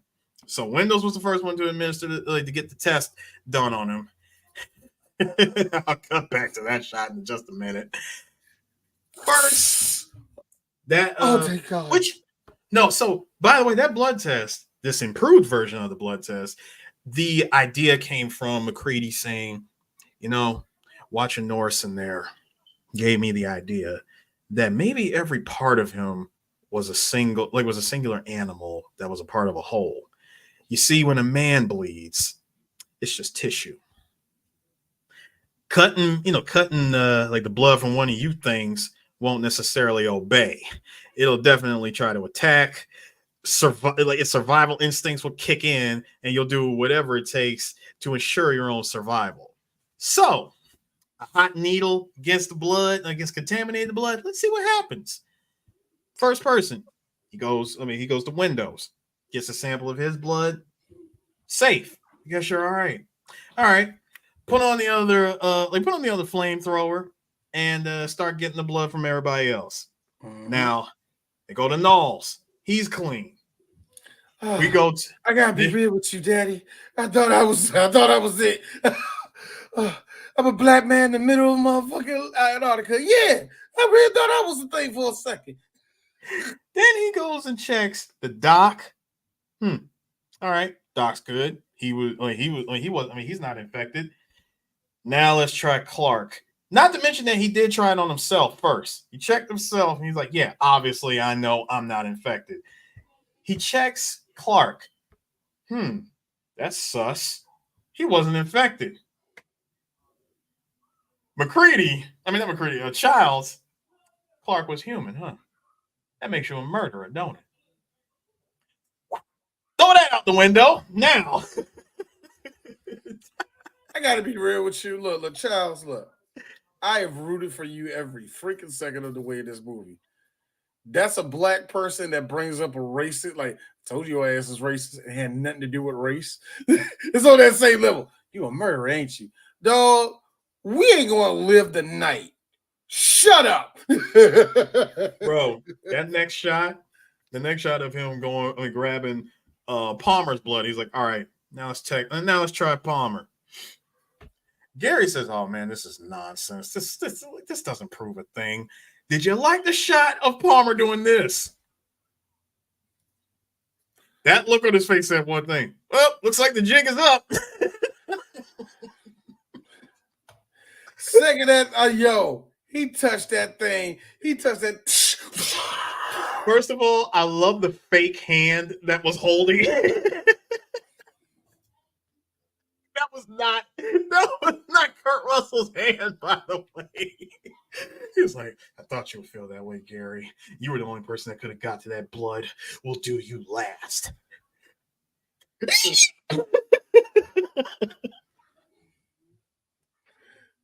get Palmer. Holy shit, Palmer. This shot. Shout out to how this movie. All right, here's the funny thing, Arris. I think I did ask. I forgive makeup looking like that, but it looks so fake compared to. I always hate that, but whatever. But I wanted to ask a question, and for anyone that's listening, if y'all ever check back on this episode, I really want to ask y'all, which was probably the most disgusting interaction with the Thing between these? I would say between these three. I'm gonna pick three: Palmer's transformation, Norris's transformation, or the dog. I think everybody will say that dog, bro. I don't know. I think everybody will say the dog because the dog. The dog is up there. It's definitely up there, but I think Norris is. That's why I said that. That's why I said, probably actually when I think about it. And then you think Palmer, and oh god, Palmer's was pretty damn disgusting too. Which again, we got another inspiration which would show up in Resident Evil 4. Dude's head split open into a freaking mouth. And grabbed. See, I told you something. I knew Trey was going to say the dog. Of course, you would say that. Everybody says the dog. but I told you, everybody will say the dog in that because the dog. I think one reason why is because now, granted, I see actual transformation that took place. That one, and also Dee has seen this movie several times. I can only name 4 people on this list at a time, anyway. So I think that also people kind of get confused. Well, maybe the fat guy. Well, maybe that. And I know people with this movie, they mix this with other body snatching movies, and like, nigga, that never happened. And finally, be like, well, the dogs. So I'm just going. Yeah, that's what I would think. They will always say the dogs. Now, did you like how in typical movie bullshit, McCready attempts to burn him, and suddenly, oh shit, gun jam. I like how you got Garrett. He tells Windows to shoot him, and Windows, why are you hesitating, bro? Shoot him, Windows. Oh shit! And by the time Palmer jumps to the roof, comes down, split open, bite. What I like the most, ragdoll. Dang, he lifted him up with the ragdoll physics. We just see the dummy. It went from an arm that looks fully functional like mine to literally just.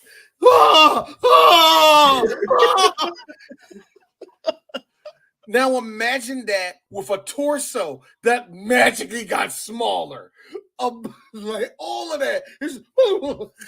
Bruh, the whole, it's a freaking dummy.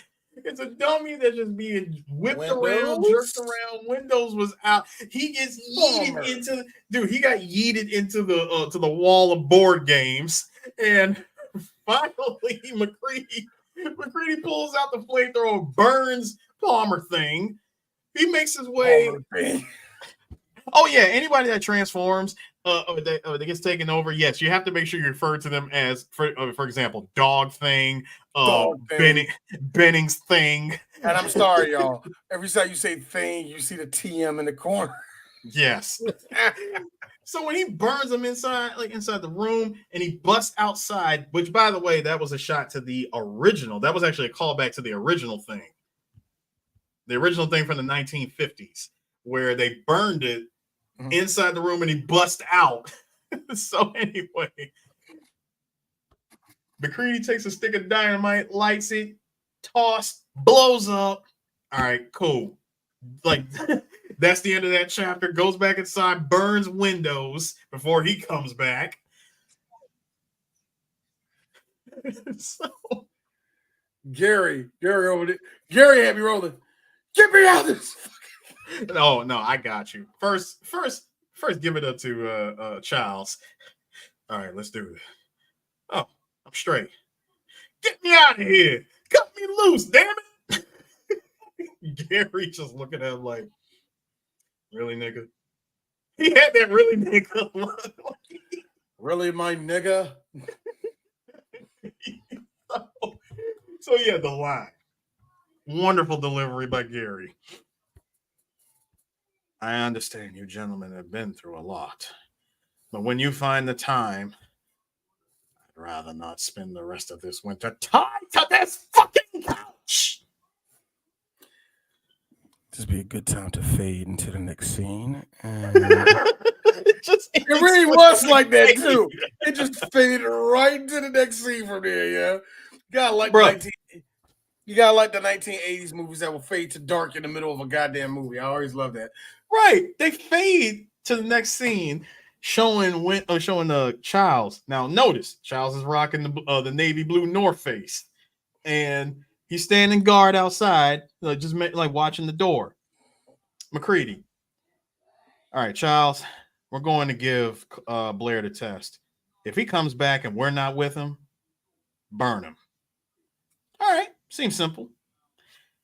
So when they go out there, they go back to the shack. They come to find out, hey, number one, the door is open. Number two, how the hell did he get out? The door was bolted from the outside. Come to find out, oh shit, false bottom in the floor. They opened up the floor, and oh wow, we got a whole tunnel down here. It led them all the way to a spaceship. Again, it's always the rounded, the oval, the football shapes. But why?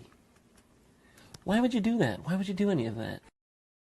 Now, sir, do you realize that this came from parts of the chopper and the tractor? Yeah. Put it all together piece by piece. And you know that alien was probably like this. Oh, damn it. They don't have a quartzian cube here.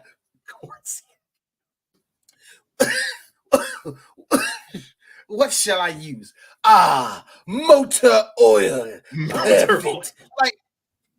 Like I feel like, where were you going to go? How would this work? Here's the thing.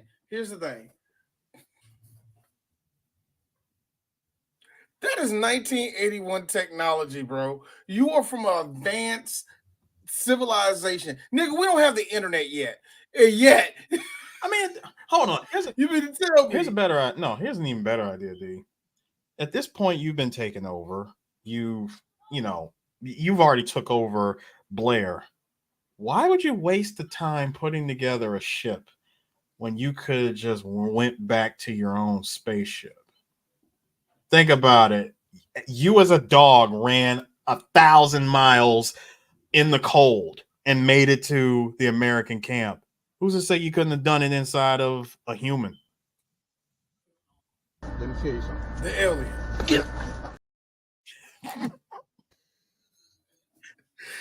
What? Those what? Am I out logic? That is what we call a good question. Why did you now hold on? But that being said, he didn't know where he was at. Yes. Alien ingenuity. Thank you, Rod.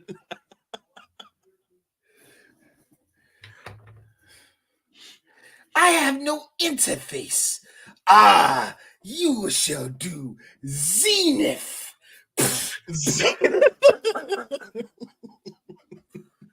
I would laugh in that tiny ass spaceship.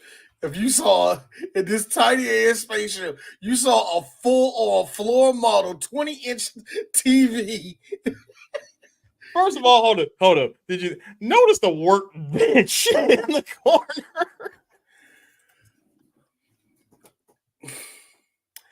How long was he doing this shit? That's why I want to know the passage of time. How long have they been dealing with this? Imagine if you will, Wilford Brimley, shirtless, put together that joke, got a pistol in his head.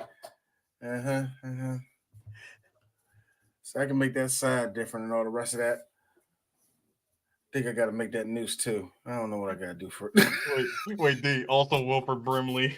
He's got the goggles on, the hammer. He is hammering away shirtless, making the spaceship like Robert Downey Jr. and Iron Man. Arris in the background. Slow ride. Take it easy. And of course, Wilford Brimley in a tank top. He got the gun show out. He looked pretty good for 50-something years old. also Wilford Brimley. He's banging together on that metal, and he's putting together the freaking machete from Rambo.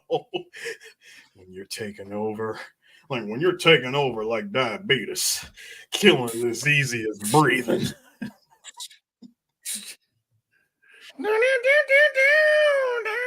All right, that was my one and only Wilford Brimley diabetes joke.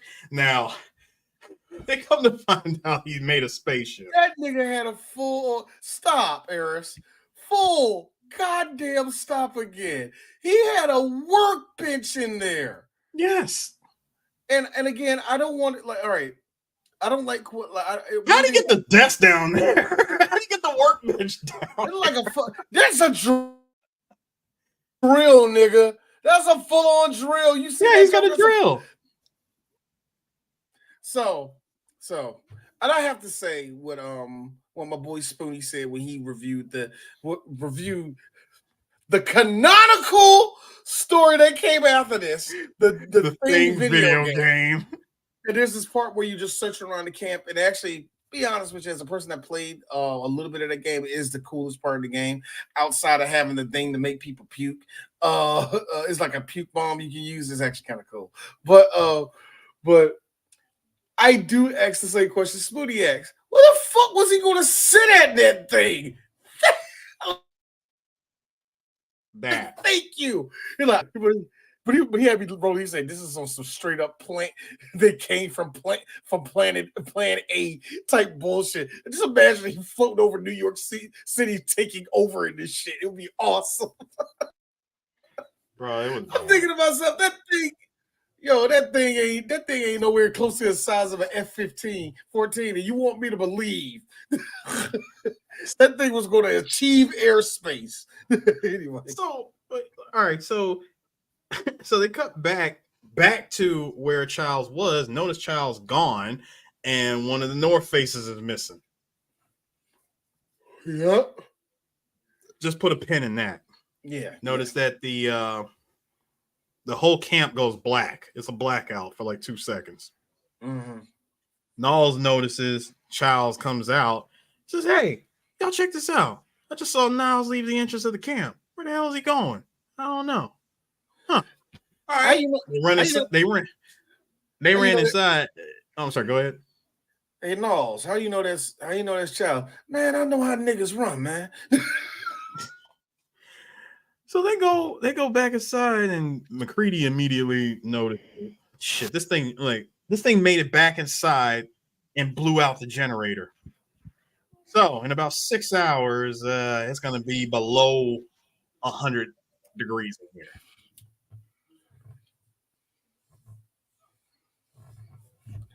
Get off my fucking podcast, Rod.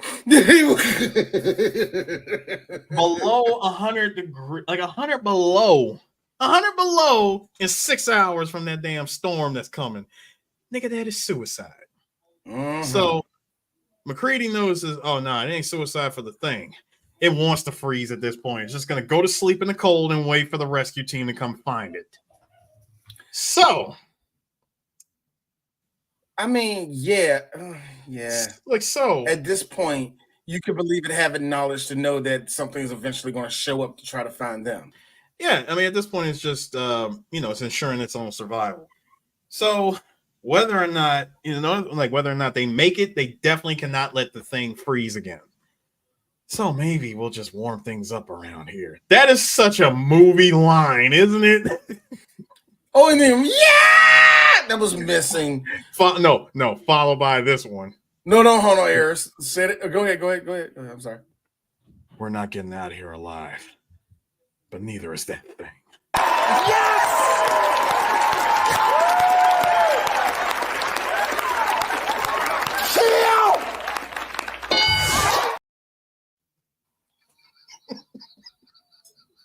Steve Harvey screaming kill will never get old for me.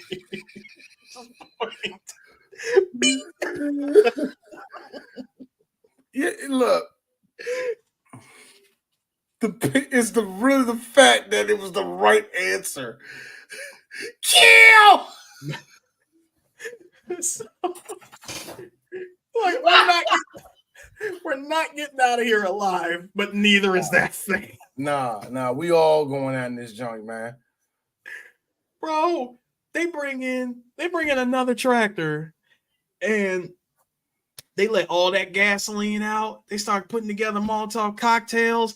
They blow up every room in the camp. Just blow everything up. Hell, the first thing they did, first things first, take out that bullshit, that makeshift spaceship that Blair was working on for all of 2 days. or however long the damn time that passed in this movie. But that being also said, I like how during all that time, here go Gary. All right, we're gonna get out. All you saw was just. Wait, I'll get to that part. My favorite. They blow up every room and they decide to save the generator. Though they save the generator room for last. Make their way downstairs to the generator room and they find the generator is absolutely destroyed. Gary, hey, generator's gone. McCready, not listening. Any way we could fix it? It's gone, McCready. We got to bring this entire camp down into the ice. McCready, can we fix it? They have to come up with the question I asked. So, dude, again, getting more detonators, getting more dynamite. They're going to try to bring the entire camp into the ice, right? Oh, first of all, Knowles goes off in one direction, start planting charges. Gary goes off in another direction. And again, Morricone slamming on that sweet synth. He grabs Gary by the face and takes him over. My favorite part of that. I know, right? Him looking and going. That was evil, nigga. That was bro. He's got his hand in his face, looking at him, and then I love that. He's like, anybody around here see me do that shit? No, he's like, hey, what? I'm an alien. Leave me alone. See, if this was today, if this was the day, like hand and face, he'll do this. Look to the left, look to the right. Stealthy.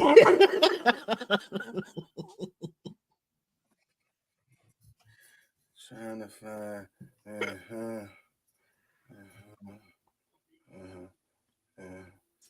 Oh, you did already. Shit. So go ahead and cross out Gary's name. No. It was really fun. I have not. I have gotten a new. This is actually my new phone. I just got this, Sean. I have TikTok on there. I have not signed into TikTok, and I just fucked up a joke I wanted to do because I was going to have it like flipping through TikTok. Oh, you did already. Damn. So yeah, This is what I learned how to do. This is how you make carne asada. You flip it and it goes to somebody else. all right. Gary's out of here. Now, a little bit of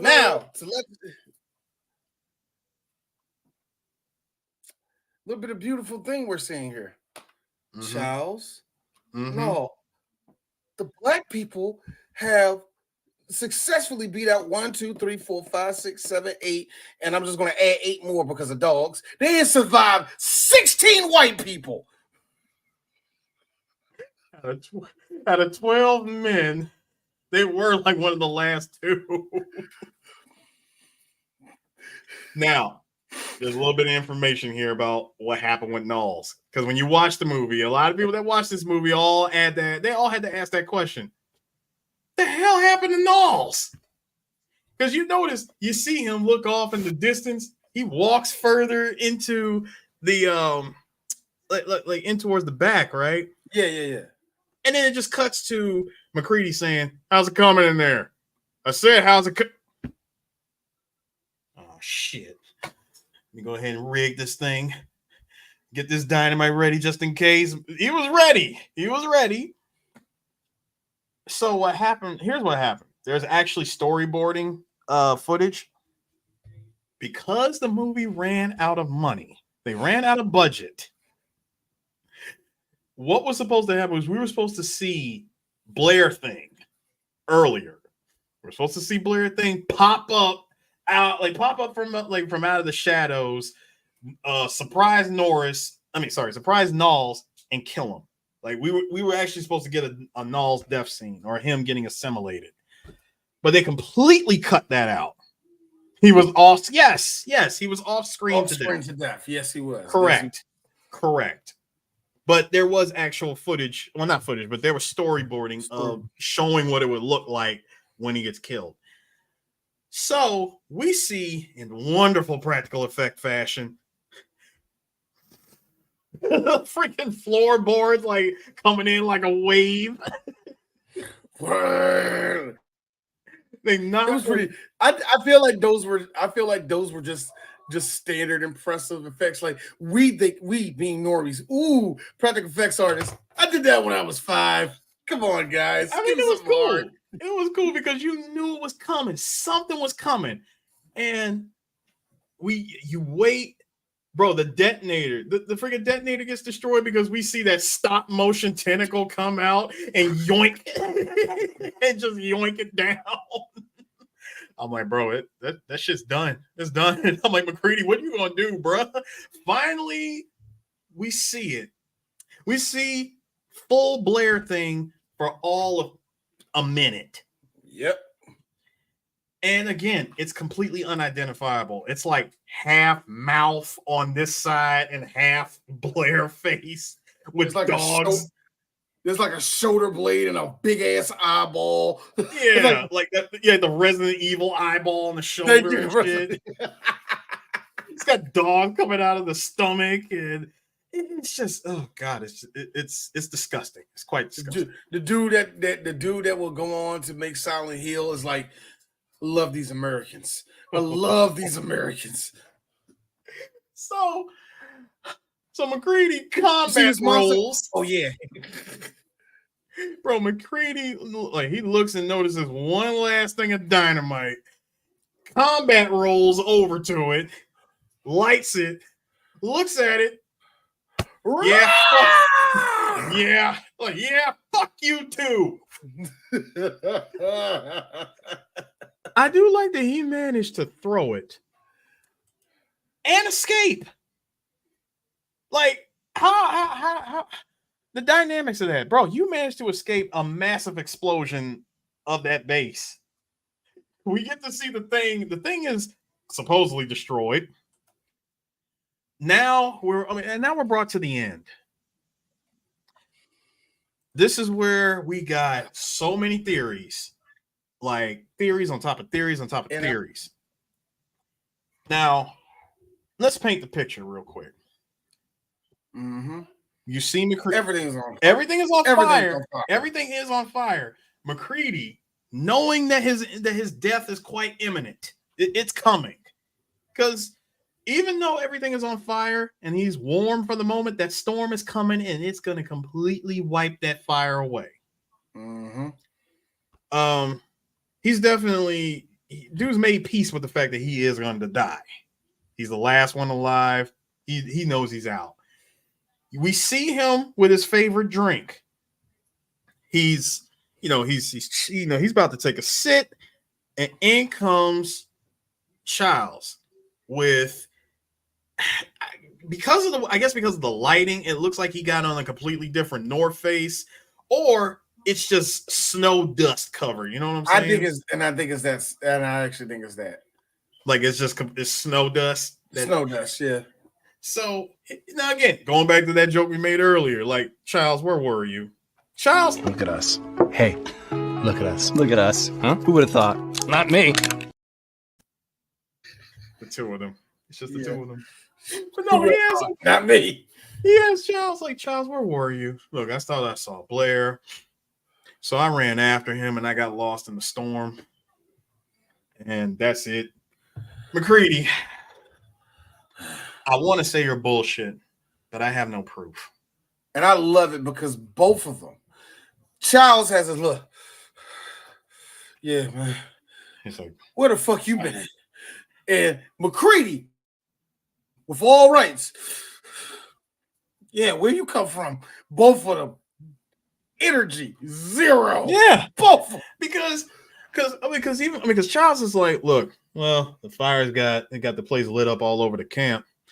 It's not gonna last long though. Shit, neither will we. How the hell are we gonna make it? If you're worried about me, if we got any surprises for each other, I don't think we're in much shape to do anything about it. Well, which would have been a perfect which to that one person that still has that theory, if he would have made that joke, if he would have said him saying that, Charles was like, yeah, I know. That would have been a perfect time to do it. See, but he would have done it if he felt threatened, or if he knew if he was getting attacked. Yeah, he probably would have done it if Charles was the thing. Now, when he asked the question, what do we do? McCready, why don't we just wait here a while, see what happens? Passes him the drink. And of course, Charles like just knocks back a swig, and then you hear that Morricone theme, and that's it. I know what you're thinking. One person that don't like open endings. It sucks, man. Hold up a second. Oh man, I love this about BAM episodes because it's usually just me and Arris. So when one person has to go to the bathroom or something, the other person has to entertain. So it's time for Dee to entertain. Knew this shit was going to happen. Ladies and gentlemen, this is my rendition of The Thing. I'm RJ McCready, and I have to be out here with all these freaking idiots that don't know what the thing is, what the thing really is. Hi. Okay, I'm playing Blair in this. Don't worry, McCready. Your diabetes tells me that we're going to be all right. Yeah, motherfucker. Of course, I'm black. Aha! Yeah, that was Charles. Yeah. How you doing, man? How you doing? All right. Look. Yes, somebody that was following it. Black Panther was going to be Charles. Okay. Listen. Anyway, go ahead. So listen, out of all the theories that I've seen on the internet, so many people believe that McCready was the thing. Other people believe that Charles was the thing. Some people believe that neither one was really infected, but because they didn't trust each other that much, that they sat there and just shared a drink knowing that they were both going to die. And I seen what you did there. I seen what you did there, Carpenter, leaving the white man, the black man, who just been through a whole lot together, questioning each other. I see what you did there. I don't know what the parallel is, but to see what I mean, some people there's one there. some say that number one, McCready still had that flamethrower nearby. He kept that thing on him. Just in case he was ever about to get attacked, he'd just pull it out and just start, shooting. But then again, so did Childs. Because you told me that the video game, the thing that came out, was canonical. Because you told me that, apparently Childs was not the thing. He froze to death. Yep. But apparently at the end of the game, he saves you. McCready lived. You want to know how that ending came together? Bullshit, but go ahead. So apparently there was an idea that the ending would be this. I believe Childs would be the thing, or he would, freeze to death and die. McCready gets picked up by the rescue team, gets sent, he goes back to civilization, and come to find out that this whole thing was an experiment, that he knew about the thing all along. Wait a minute, McCready did? Mm-hmm. Because, for one thing, remember early in the movie when he left, he said, "Look, I'm gonna leave. He said, I'm gonna hide this tape when I'm done with it." Now he did say that. He did say that. This man left a freaking audio recording of him talking about, what's been happening, I guess for the last few days. That number one, he said, first of all, I think when it comes in contact with you, it rips through your clothes when it takes you over. He said somebody found some. There were long johns that were found. The name tag was missing. It could be anybody's. Nobody trusts anybody anymore. I always wanted to know, why did he stop the tape, rewind back, and record it over that part of him saying nobody trusts anybody? Because you notice he did that. He recorded over him saying that by replacing it with "there's nothing else I can do but just sit and wait." So, by the way, McCready, since you blew up everything at U.S. Outpost number 31, did that tape even survive? That's a good question. I think there's a tape that actually did survive in the video game. Like I said, I only played a little bit of it. I don't really remember it that well. Mm-hmm. I think there was something there. Like, I knew that. Like, it's like what makes it really funny is that the smoking man from the X-Files was actually the main bad guy that worked with the government, and of course they wanted to use the thing as a government project type. I could kind of believe this storyline, that McCready knew a lot more than he put on. But I think it just adds to the mystery of everything that was going on, because we don't know what the fuck those people are doing down in Antarctica. I'm sorry, y'all. We know what ice is at this point. So what are you down there for? What, is it oil? Because there's a bit of a gold rush going at the North Pole for oil. So is that what it is? Is it oil? Is it getting it? Like, yo, what's the real purpose being down there? Because I know all of y'all ain't archaeologists, you know what I mean? I know all of y'all ain't down there just to say, what boons can we discover under the ice? Bullshit. You don't care. Y'all trying to find the transmutation circle. Something, nigga. Y'all trying to find something. A fingerprint of God, if you will. That's what you're trying to look for. So, and on top of that, I have this feeling like the Nazis found one thing in Antarctica and everybody's just down there trying to find the same shit. I don't know what the Nazis found. They found something where everybody was like, "Oh, bet." So, just out of all these theories, and they're all great. A lot of them are great theories. I do believe that neither one. Well, of course, thanks to the video game, Childs is pretty much a goner. There's also many other stories that continued. There's a Thing comic book. Yep, I know about that. There were comic books, there were novels, and all of them had like different, I guess, like different branching paths of where things went after the movie. That I swear that other ending that they came up with where McCready survived, goes back to civilization. Then of course there's the classic horror movie ending that I remember. McCready survives, he gets picked up by the rescue team, he goes back to civilization, and boom, the freaking alien busts out at him, and he was infected all along, and he starts taking over civilization. Come on, man, not that ending. Yeah, that was also another one. I don't like that. Actually, I think I did read that somewhere, actually. I'm glad they did not go with that, because that is way too cliche.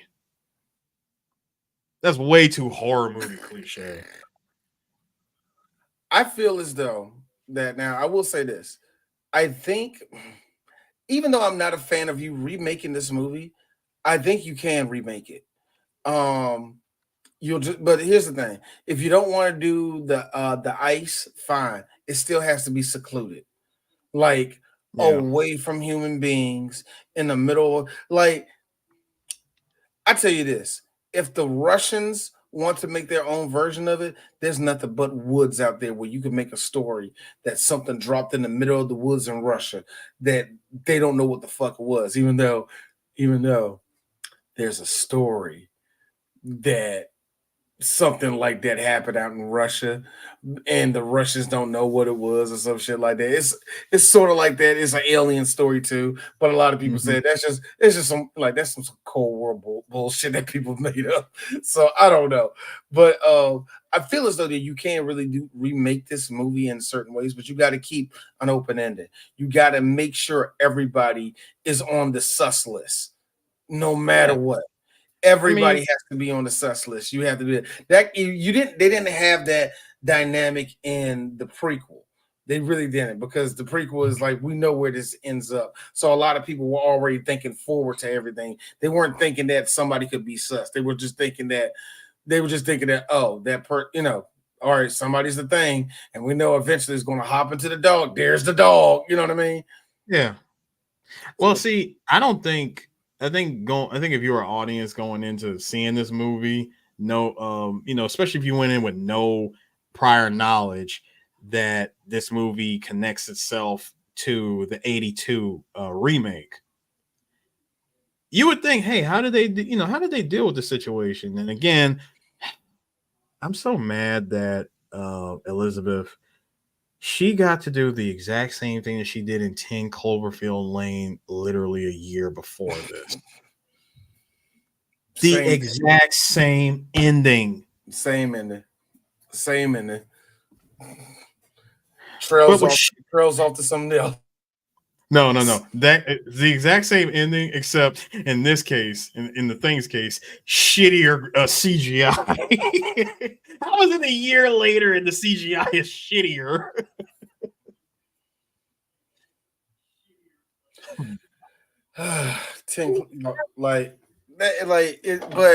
But like I said, during that time in Hollywood, there was a lot of mistakes that were made, and a lot of mistakes in the horror side that was made in that regard.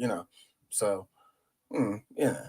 But if there's a way to close up this episode with us when it comes to the Thing, we did mention this before. There is a drop. There's a bit of a drop in quality when it came to John Carpenter's movies. It was like, was it Hollywood that did it? Was it himself just getting washed? I said it, and I hate saying it like that because I fucking love John Carpenter. But let's just call it what it is. Did he just get washed? Like I said again, I seen Escape from LA. There's an argument for that. LA, Prince of Darkness. There's a Prince of Darkness. Another movie that had potential, but yeah. No, wait, hang on. I got you. Another movie that had potential, D, but at the end, What the hell was that? Yes, but this one doesn't leave you that way. This one didn't leave Ghost you of that way. Mars. Ghost of Mars. Yeah, no, this one doesn't leave you like that. Like, you know, this one. Well, but then again, this was during the time where Carpenter had a lot of did have pull to get his vision out there, because all he had to say, "Nigga, I made Mike Myers." You know, so so pretty much, man. You know, I think, but I will say this: the legacy of this movie kind of lives on. I am still thoroughly impressed that people who are younger than us hop on this movie and they absolutely love it. You know what I mean? So yeah, it has a legacy and a good one too. Bro, there was so much stuff um about this movie, and and what they wanted to do with it. From my understanding, there was supposed to be a sequel, like an actual sequel with both Carpenter, Kurt Russell, and Keith David all agreeing to come back. I mean, I'm not saying that they couldn't make one. It's just like, wait a minute, if all three of y'all come back, what the fuck? Well, better yet, if Keith David and Kurt Russell coming back, what the hell's going on with the story, man?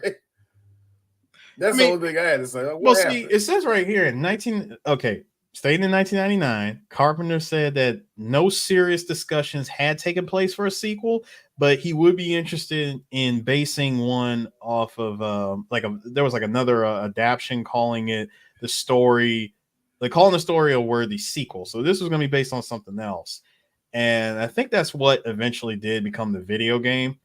Mhm. Now, 2005, get this, 2005, Sci-Fi Channel planned a 4-hour miniseries sequel produced by, of all people, Frank Darabont. Who's that? Walking Dead, season Really? 1 and 2. Shawshank Redemption. That I guy. heard you. I Yeah. agree. Like, yeah. I ain't like this. Arris. I gave a fuck about Shane. I didn't care about nobody. I'm not even talking about just Walking Dead. I mentioned Shawshank. Anyway, the story was gonna follow a Russian team who recovers the corpses of McCready and Childs, as well as the remnants of the Thing. The story moves forward 23 years, where the Thing escapes into New Mexico and follows the attempts at containment. Now, the project, of course, never proceeded, and Universal opted to continue with a feature film sequel, the prequel film known as The Thing, which was released in October of 2011. Good question is, hindsight being 2020, what would have made you more money? What, the idea that eventually turned into the video game? Or like I was saying, what would have been the sci-fi the the sci-fi miniseries with the Russian team. I wouldn't mind seeing that, but at the same time, it would suck that we get a 23-year time jump. We get no Childs or McCready. No, the fact that it's the fact that we get no Childs or McCready. It's like, so we do find out, oh, they both just sat there and froze to death, and yet parts of the Thing was still there, still alive, and made its way to civilization. And I think the way you would have to play it is that, yeah, you had brought the remnants of the Thing, you brought the two dead bodies over there, and when someone gets infected, you don't know where it came from. Did it actually come from the remnants of the Thing? Did it come from Childs? Did it come from McCree? You could have made that work.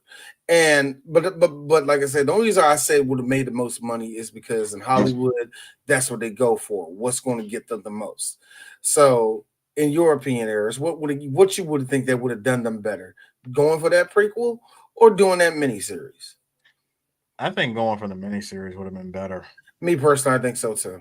You wouldn't have to spend all that damn money that you spent on the motherfucking prequel, yeah. So you know what I mean? So I think you would have been better off just a series.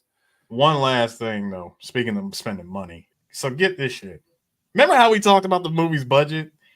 Universal initially set a budget of $10 million for this movie, with $200,000 for creature effects, which at the time was more than the studio had ever allocated to a monster film. I would think so. I would think so at that time, yes. And filming was pretty much scheduled to be, bro, they pretty much had 98 days. They projected 98 days to complete filming. Universal's production studios estimated that it required at least $17 million before marketing and other costs, as the plan involved more set construction, including external sets and a large set piece for the original scripted death of Bennings. Wow, so that was actually so what we got was something completely different. Okay. Yeah. Which was an estimated, which that alone, dude, Bennings' death alone was going to cost them $1.5 million alone. See, that's the shit, Z. When you start stacking this shit up and you thinking that it's practical effects, and that, like I said, that shit ain't cheap. So as the storyboarding and designs were finalized, the crew estimated that it would need at least $750,000 for creature effects, a figure Universal executives agreed to after seeing the number of workers employed under Rob Bottin, the special makeup effects designer. Now, Larry Franco was responsible for making the budget work for the film. He cut the filming schedule by a third, eliminating the exterior shots for one on-site shooting and removed Bennings' more extravagant death scene. Cohen suggested reusing the destroyed American camp as a ruined Norwegian camp, saving a further $250,000. When filming began in August, the thing had a budget of $11.4 million. An indirect cost brought it to $14 million. The effects budget ran over, eventually totaling $1.5 million, forcing the elimination of some scenes, including Knowles' confrontation of the creature dubbed the box thing, because I guess they had it sitting inside of a box. The box thing. Yeah. By the end of production, Carpenter had to make a personal appeal to executive Ned Tannen for $100,000 to complete a simplified version of the Blair thing. The final cost was $12.4 million, and the overhead cost brought it to $15 million. And this is before Hollywood was tossing money at people. So, they micromanage every single thing that came out of Carpenter's mouth. Like, whoa. How many screws is going on there? No, you get the 16, and that's all we can afford, John. Like, I feel like this was truly a movie where he had to fight for everything, man. Because if you eliminated 2 fucking scenes like that, and I do laugh at that one scene is going to cost like $1 million something. That's ridiculous. Even almost on today's standards, that's like, nigga, what flies out of his ass? That's what I would have been like. Yeah, like, what are you exactly doing? I think it's because at the time what they were trying to do was I want to say what they were trying to do was what we ended up getting in that prequel, which is more shots of the thing. Awkwardly CGI as it was, yes, more shots of the thing. Like there was gonna be more shots of the monster in full, instead of just seeing moments of the monster taking over or coming out of somebody that's been infected. Instead of doing it that way, it was going to be a lot more, like a lot more active as being like a whole creature. I could have seen them doing something like that. And in a way, I'm kind of glad that they didn't do that, because look what we got with the sequel. Yeah. And even with the cutting out a couple of those scenes, I think it would have made this. I think it would have made it a little bit more bulkier. Even though I would have liked to see Knowles' death more than $1 million death for a character that's not even the last 3 people in the movie. Dude, he was one of the first ones to go. That's what I'm like how extravagant was it going to be? Was it going to be like an extra head, like you're coming with us? Ah! Like what was going to be the thing that was going to be. I think whatever. I think what they probably would have done though, real talk. They probably instead of just showing the freaking tentacles like under the blanket, like taking them over and choking them out and all that shit, we probably would have seen it like come to life. We would have seen like the actual thing as a whole taking them over, or hell, it could have pulled him inside or something. I mean, we only just see him getting taken over while sitting in the chair, all yoked up. And then the next shot after the alarm goes off, we see him fully clothed, running out, and then we get the arm thing. And that deafening ass scream. And then they lit him on fire. With that good old kerosene. I mean, and then everybody was all crying, like, wait a minute, Bennett was us. He was one of us. And then here comes McCready. Look, I can see their parachutes. They're okay. No, he wasn't. No, he wasn't. No, he wasn't. McCready was straight. McCready was a real one because he said straight up, we got to burn the rest of them, man. All right, guys. I don't know if you grew up reading comic books, but it's like we're actually inside of a comic book today, guys. I didn't expect this when I woke up this morning either. I just wanted to go back to my shack and get drunk. Oh Lord. So DJ Sue, that is the thing. Yes. We have to do this. We're going to do another one soon. Again, with BAM, we're going to have to because I like this. I'd actually like that we get this off our chest. So I'm not going to make no promise of what we're going to do next, but we're going to do something soon, and we will. DJ Sue, like always, it's always good talking to you, my nigga. Same to you, sir.